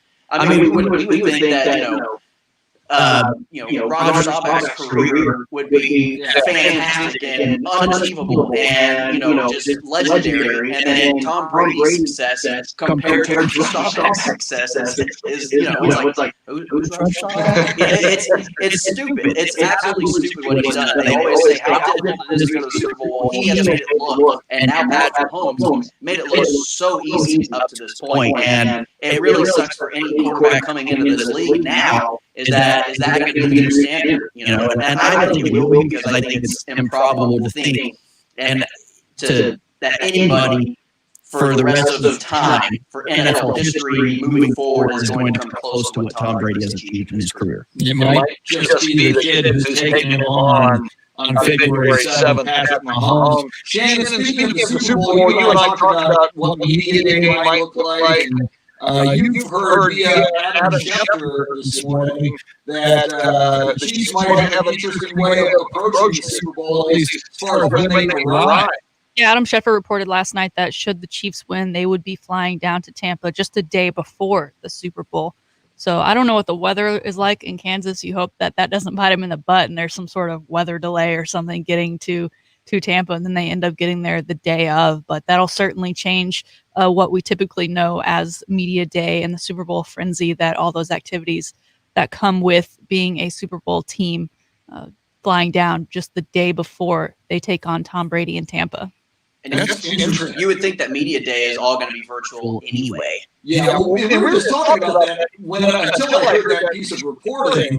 I thought if both teams were there, maybe you have them and Shannon said up on the stage on the field, and then you separate the media. Maybe you could still do it that way, separate everybody. But I mean, this is, and the more that I think about it, upon hearing it, if you're the Kansas City Chiefs in the era of COVID, do you want to go to another hotel 6-7 days before the Super Bowl in another city, or do you want to stay in Kansas City where you control everything that you know how to control, where your players stay at home, where they come to the practice field and it's everything they control? And you do what you've done probably before road games throughout the season. It's a business trip, and you fly out the day before. It's very fascinating indeed you're going to do that. And what you just said, I think, hit it right on. Was perfect, because when you really think about it, when I go back, because I've read, the book "Boys Will Be Boys" about the '90s Cowboys and their adventures. Jeff. So the adventures of the Dallas Cowboys in the '90s, especially prior to any Super Bowls, when you have a whole week off, or an extra week. I wouldn't say a week off, but an extra week. Being in LA and being in these hot spots that let's go to clubs, let's have a good time, let's have some ladies over in the hotel rooms, things like that. Michael Irvin heyday times, players are going to do that. It hasn't slowed down just because it's more modern day.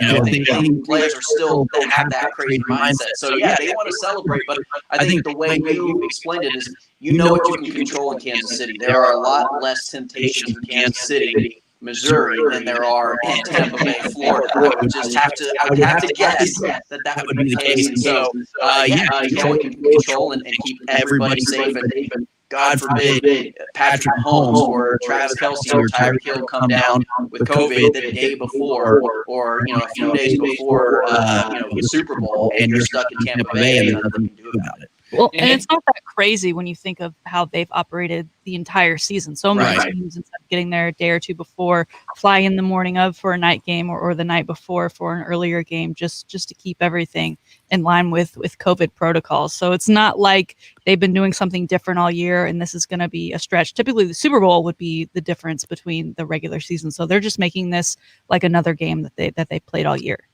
And God forbid, we're still COVID is exploding everywhere. Both of these teams, if a key player comes down, it's hard to move the Super Bowl. If a key player comes down with it on either team, that could be catastrophic for that team. Do you go the Colin Cowherd route? And with Patrick Mahomes having a concussion, do you postpone the AFC Championship game? If Patrick Mahomes or Tom Brady or Gronk or Mike Evans or Tyreek Hill or Travis Kelce come down with COVID, do you postpone it? Just I don't think you do. I don't think it's fair, because you wouldn't do that with an injury. So I don't. But that discussion would probably be talked about. You would think. Yeah. It absolutely would. Tanner brought this up earlier about Tom Brady and how prolific his career is. Now 10 trips to the Super Bowl. In fact, before I asked Shannon about this, you posted something yesterday about Tom Brady's yearly chances of going to the Super Bowl versus Steph Curry's career three-point. Okay, so out of the 21 seasons Tom Brady has been in the NFL, he has made the Super Bowl 10 times, going on 10 times. That's 47% of his career has been in a Super Bowl. Steph Curry's three-point career percentage is 43%. So technically, by the numbers, Tom Brady is more likely to go to a Super Bowl than Steph Curry is to make a three-pointer. That's insane. Well, I would add to that, Tom Brady wasn't a start. He's only been a starter for 19 years. Yeah. So you up that percentage even more for him as a starter. You're right. God, that's stupid. So, Shannon, as Tanner was saying, Tom Brady, you look at a guy like Roger Staubach now, and you go, that was sweet, cute little career you had there, Raj, compared to Tom Brady. And again, it's our poll question. this morning, when it's all said and done, who's going to have more career Super Bowl wins, Tom Brady or Patrick Mahomes? Do you think at age 25, Patrick Mahomes, Shannon, is on a trajectory to have Super Bowl wins than Brady? He certainly is, especially if he wins this one. Everyone likes to say, to be the GOAT, you got to beat the GOAT. Well, if he beats Tom Brady in a Super Bowl, he's certainly on his way. In regards to our poll question, we've gotten a lot more votes, but most people still think Tom Brady will always remain that number one with 87% of our votes today versus Patrick Mahomes and his 13%. But the argument should certainly be discussed and could possibly be made for Patrick after this next Super Bowl, should he get that ring, and possibly another MVP too. What's so crazy about that is Tom has made going to the Super Bowl such a malign thing. Like, it's not that big of a deal for him, but you go back and you look at guys like Russell Wilson. He was like 20-something, 23-something years old whenever they went back-to-back Super Bowls, and everyone's thinking, oh, this Seattle team is set up for a decade of success. He has yet to even be back to an NFC Championship game. Aaron Rodgers, he was 25 when they won their Super Bowl at AT&T Stadium. He has yet to even go back to a Super Bowl. Drew Brees, same thing. It's not easy to do. It's so hard to do. And like I said earlier, Tom Brady has made it look like it's child's play, and he has ruined every single, what we imagine a successful quarterback, he has ruined that. He's completely destroyed any type of me saying, oh, yeah, Russell Wilson is one of the greatest quarterbacks of all time. Well, you look at Tom Brady's career, and it's very malign. Which it's not. It's not. That's the thing. And it's so bizarre to think that way. But, yeah, it's not a guarantee that after the season, Mahomes even goes to another Super Bowl. Because you would think, if you had told me after Aaron Rodgers won his Super Bowl, if you had told me that he'd never go to another Super Bowl, I would have bet $10,000 that you were wrong. Yeah. Well, and I always bring up Dan Marino. As a rookie, Marino took the Dolphins to the Super Bowl against the 49ers and lost. And all your talking heads on TV said, Marino's going to be back to a lot of Super Bowls. Just wait and see. And as it turned out, nope. And from the same era, Dan Fouts never sniffed a Super Bowl, and he was spectacular. And we know a guy named Tony Romo, who was pretty good, who never sniffed a Super Bowl either. And that's one of the crazy things about Tom Brady's career is I've always kind of, you look at the AFC quarterbacks, and other than Ben Roethlisberger and Peyton Manning, who has Brady stopped from winning championships? In the AFC, probably not that much, but you kind of look at it and you're thinking, how many Super Bowls would Manning have gone to had he not had to face Brady 5 times in the playoffs? Or how many times would the Steelers have gone with Ben Roethlisberger, and Phillip Rivers, poor guy.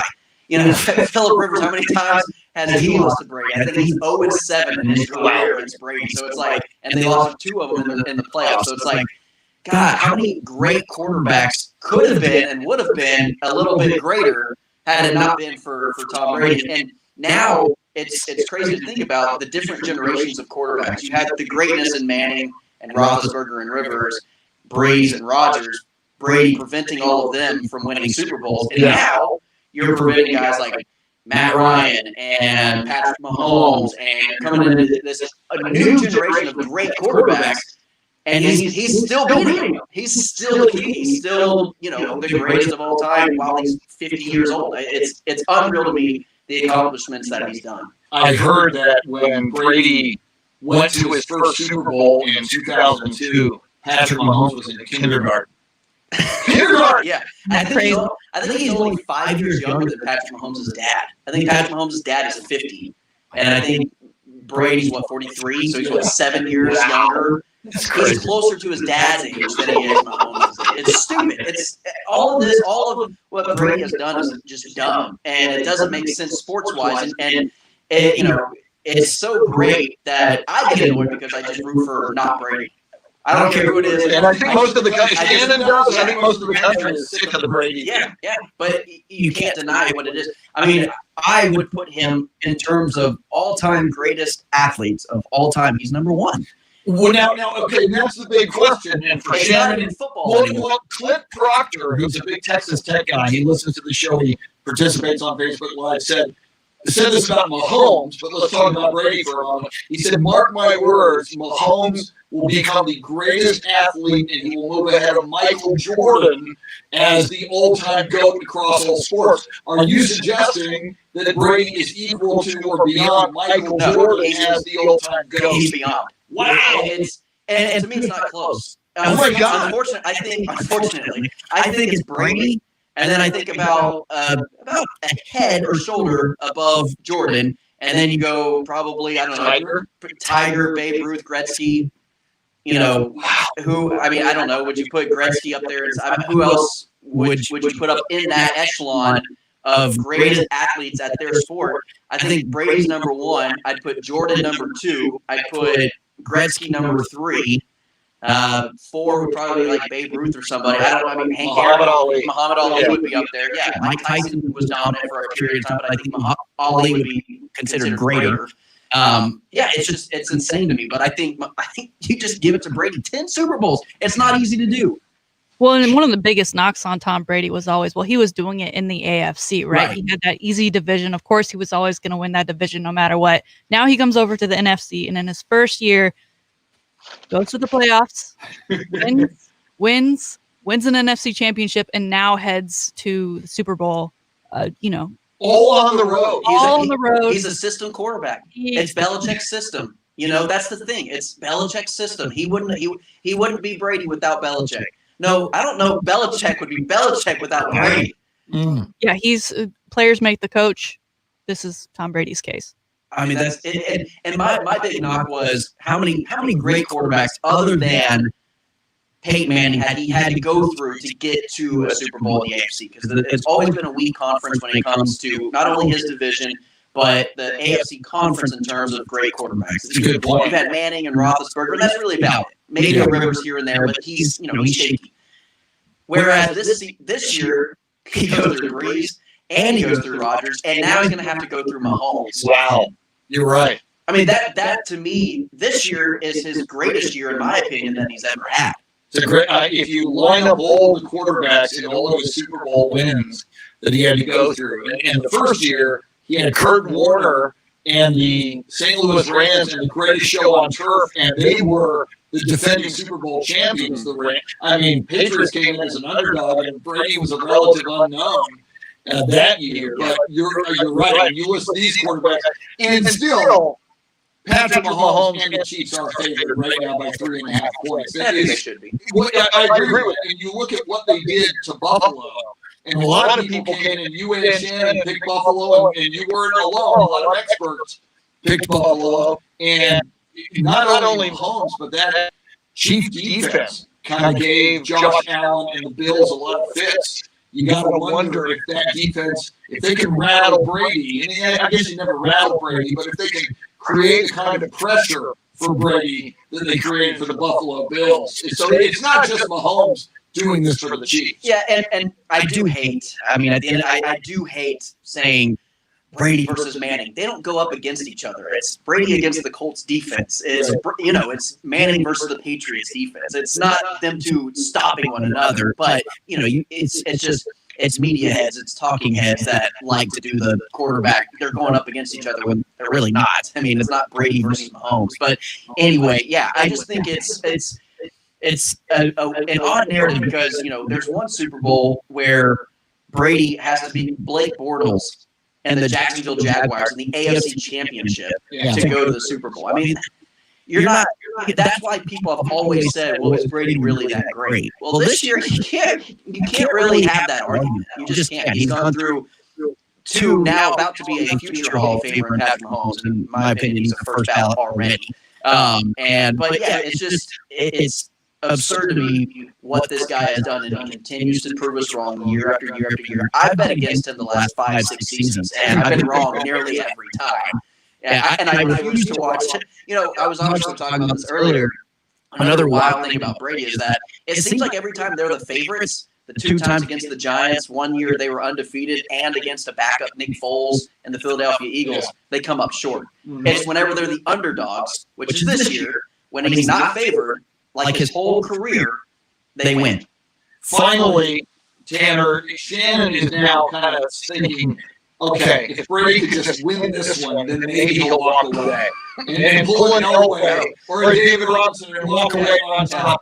If Brady wins this one, do you think he'll walk away and say, "All right, I'm out"? No, I think he wants to get so far ahead of every quarterback and every future quarterback that no one will touch his accomplishments, that no one will come and sniff the greatness that is Tom Brady. I think he is just leaving everyone in the crop dust of greatness, and he's just leaving them all behind. And he's saying, look, this kid is coming for everything that I've accomplished in this upcoming Super Bowl. I think Brady's going to play great. Now, I don't know if they win. I'm probably going to choose the Chiefs in this game, but it's absurd to me. And I think if he wins this one, I think he comes back and says, let's run this thing again. I think he's gonna play until it's gonna be like a Drew Brees thing where he has like 15 injuries that he's dealing with and 12 broken ribs and a bitten off kneecap from a Dan Campbell's Lions team. I think that's what it's going to take to just stop Tom Brady. He's physically going to just break down and just die on the field. And he's gonna be like 60 years old. Tanner Carlson is a great follow on Twitter at Tanner Carlson20.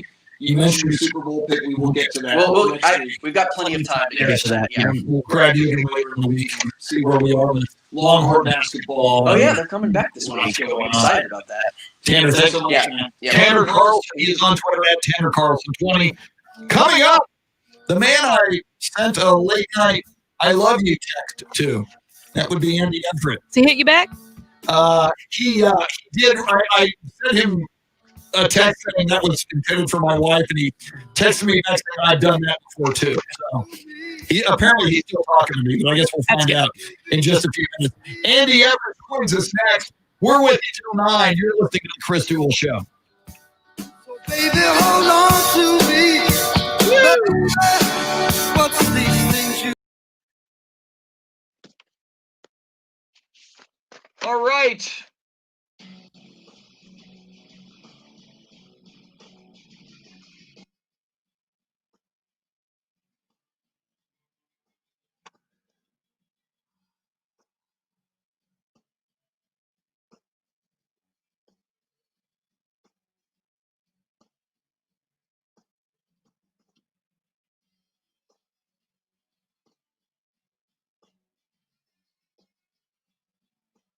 Can I do that? Let's see.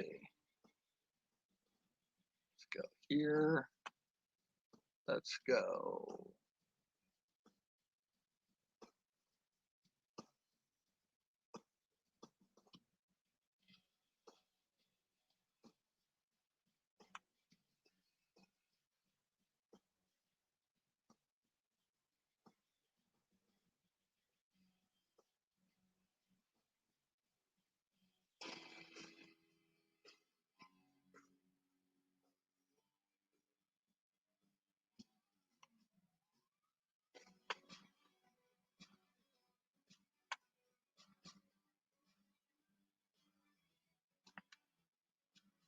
Yeah, Carl,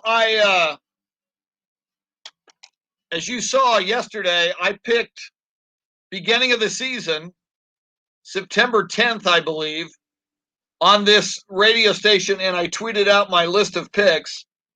Many I got wrong, like the Cowboys, but my Super Bowl pick was Tampa Bay Buccaneers and the Kansas City Chiefs, and I picked the Tampa Bay Buccaneers over the Kansas City Chiefs, so I am sticking with my pick. So I will be picking the Bucs.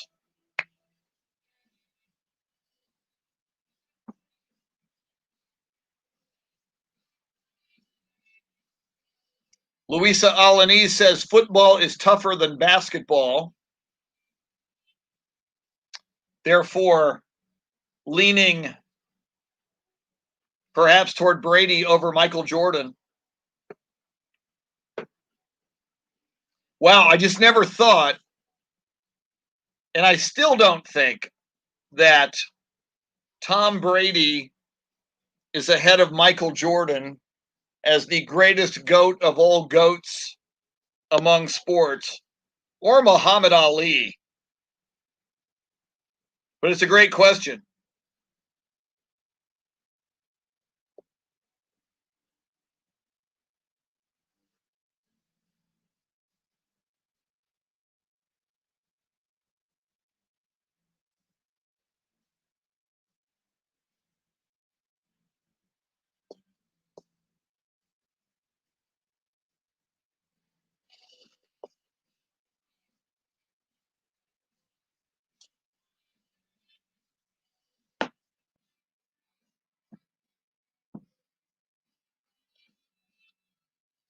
Yeah, and I think even though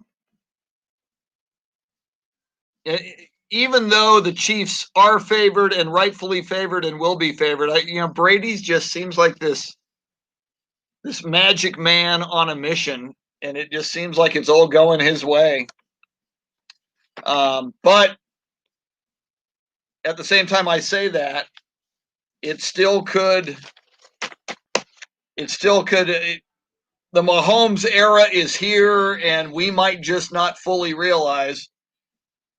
Just like when Tom Brady won that first Super Bowl against the Rams in 2002, we might not realize yet that it's going to be Mahomes' world and his league and his goatness.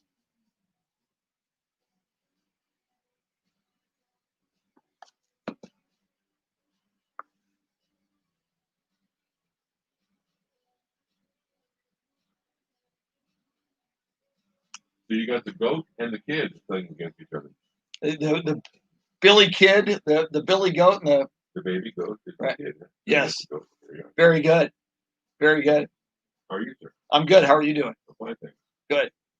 But I think it's so funny to tell you.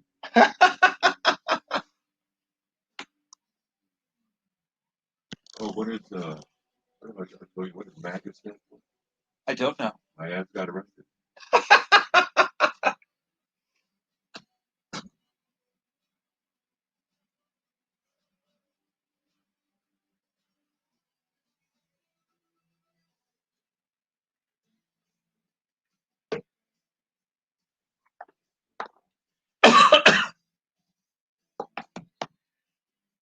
Excuse me. Just something went down the wrong pipe. That's not COVID, I don't think. Taking a sip of my 1-day-old leftover Bush's chicken iced tea, which I didn't drink last night, but I threw in the fridge. So it's caffeine. God love caffeine.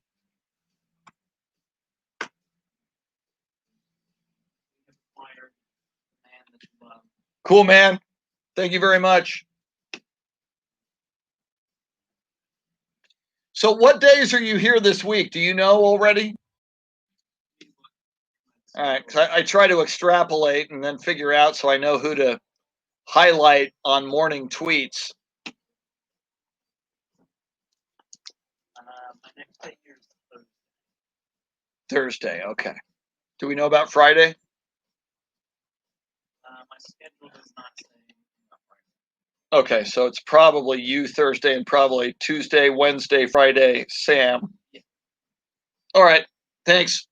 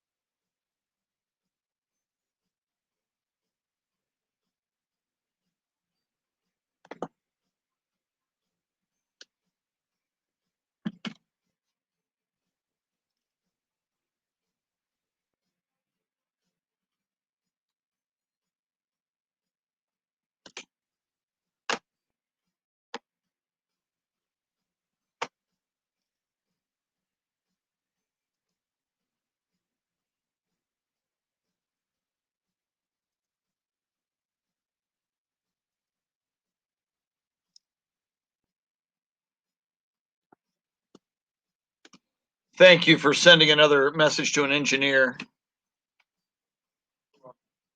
The webcam still not working, right? No. Well, the one they installed here, no. Yeah.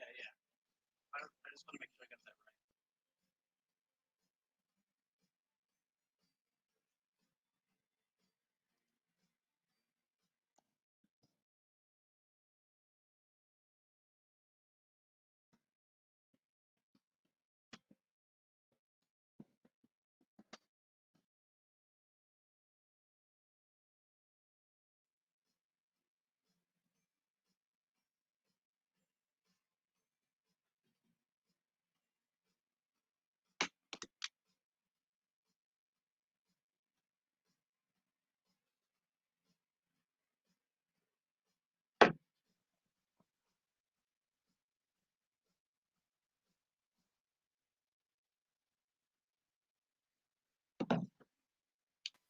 Here we come.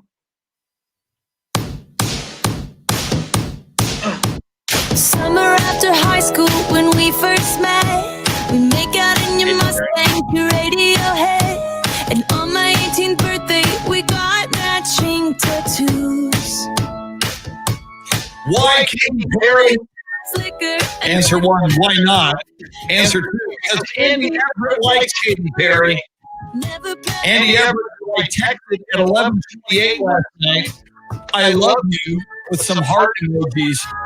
Didn't realize until I woke up this morning that text intended for my wife was going to Andy Everett. Andy Everett, I do love you. I don't want to rescind that, but I probably would have expressed that at 11:28 at night with heart emojis. So my apologies for the errant text. Trying to get to sleep in a daze and had 4 hours to sleep, so you were just kind of in a rush to get to whatever apps we're trying to get out of them, whoever you wanted it to go to. And I told Shannon, I had eaten some melatonin gummies like 30 minutes earlier to help me sleep. So I was kind of in and out. So anyway, thank you for talking to me and not reporting you to human resources.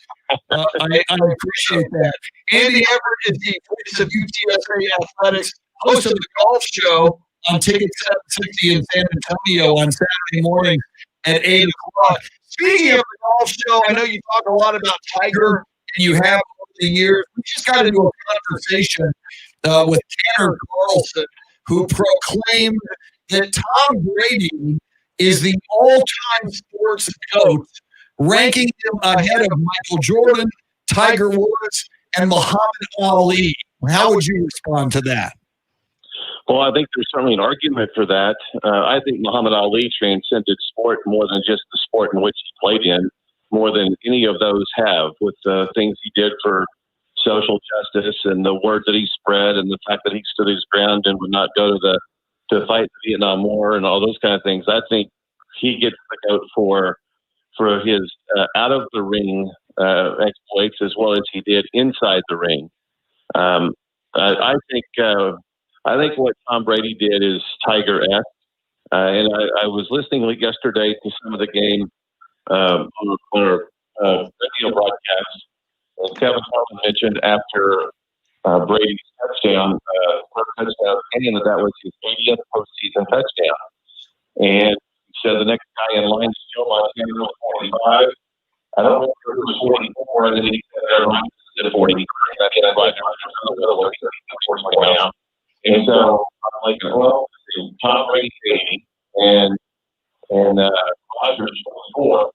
I think Tiger's got 82 career wins, and Phil Mickelson's got around 43. So that was the first comparison that I thought was as great as Aaron Rodgers has been, there's been somebody that's even better. And Phil has had a star-studded career, but it's nowhere in the same atmosphere as Tiger's has. Now we talk about Tom Brady and his success and the continued success he's had this far into his career. Our poll question today happens to be which QB will finish with the most Super Bowl wins, Tom Brady or Patrick Mahomes. If Patrick Mahomes continues on this trajectory, do you believe that he could one day overtake Tom Brady, or are we getting too far ahead of ourselves with this guy who's in his second Super Bowl 1 year from his first win?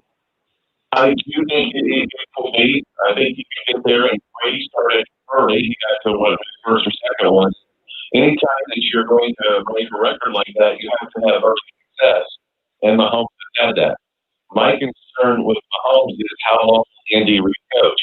Because Tom Brady had Bill Belichick for 20 years, and Bill Belichick was, 47, 50 years old, around there when he first started coaching Tom Brady.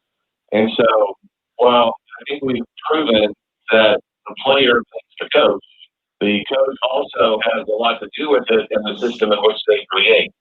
And I think this about Eric Bieniemy. I think he's going to be a great head coach. And if I was Eric Bieniemy, I'd want to go to the Texans, or I'd want to go somewhere where we have a great quarterback. Because as good as Eric Bieniemy is, he wouldn't be nearly as good as he is without Patrick Mahomes. As Pop wouldn't have the championship pedigree and Hall of Fame credentials he has without Tim Duncan. And I don't know of any coach that will tell you differently. if I have a great player, number one, I don't want to mess up, and number two, I want to make sure that I run plays that are going to benefit him. And so I think, Mahomes has a chance to get to the end, but the next guy that coaches him, whenever it is that Andy Reid doesn't coach anymore, will they have the same camaraderie and connection? Andy Everett with us on Ticket 760 and AM 1300 The Zone.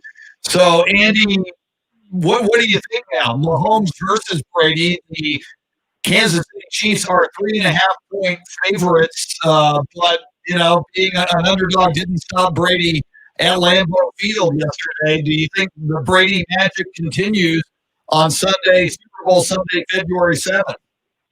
It could. I think that Tampa Bay is playing above its head, but I think they're playing above its head because they have Tom Brady believing that they could. And I think if you ask the other 52 players on that roster, what's the difference between your team 365 days ago and now, every one of them would say Tom Brady. He brings an accountability to the team. When somebody drops a pass, he gets in their face. When somebody misses the tackle, he gets in their face. He doesn't just let it go. And I think that's the one thing that great athletes always do, regardless of the sport. Somebody might stand in golf and say, good shot, and they'll go, not really, it wasn't. If you think it is, thank you, but it's not. And somebody in baseball, will be out there and have that leadership quality. Basketball is the same way. But I go back to that Tim Duncan quote where he said, good, better, best, don't ever rest until your good is better and your better is best. And the best athletes in the world have that motto. They don't stop practicing. They don't stop compartmentalizing things. They are just masters at motivating other people. I'm kind of surprised the line is more like 6 or 7, but it may be by the time we get to the Super Bowl because I think Kansas City on paper is way better. But Tampa Bay has Tom Brady, and that may be all they need.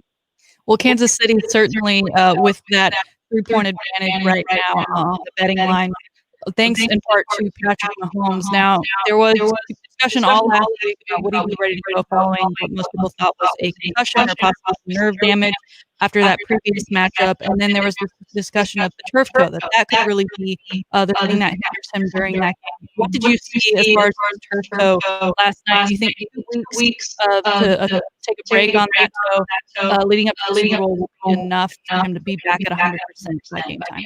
I think if he came short of a broken bone or a torn ACL or something like that, would have not let him, would have kept him off the field. Everything else is in the game. You go back to Michael Jordan playing a playoff game with flu. You go back to Tiger Woods winning a major with a broken leg and no ACL. And the best players take more pain to play. And I'm sure he can't wait for the offseason so he can rest all that and feel better. By next September, he'll probably feel a lot better. But right now, they don't care how hurt they are. I've had the pleasure of seeing a lot of athletes. They always want to play. And the only time they don't get to is when they have a coach who says, I'm sorry, I'm not going to be the guy that is your career, you're not playing. And so I would think that Patrick Mahomes will feel better weeks from now than he did, but as he gets hit in any of those areas, he may feel a little bit of relapse. But I think Mahomes is from the same spot that Brady is. They are never out of the well. If it means going through a little bit of injuries or pain, we'll rest tomorrow. He is Andy Everett, the voice of UTSA Athletics. And for those of you listening on Ticket 760 in San Antonio, tonight at 7, it's the UTSA Coaches Show with head coach Steve Henson and Andy Everett. And Andy, UTSA Roadrunners starting to get on the winning track a little bit lately after a rocky start. And they got a couple of games coming up this week against UTEP. Yeah, 2 wins this weekend against Southern Miss. And that series has been heavily dominated by the home team, and I think that was the advantage that UTSA had here. They played better. They shot the ball better, especially in the second game.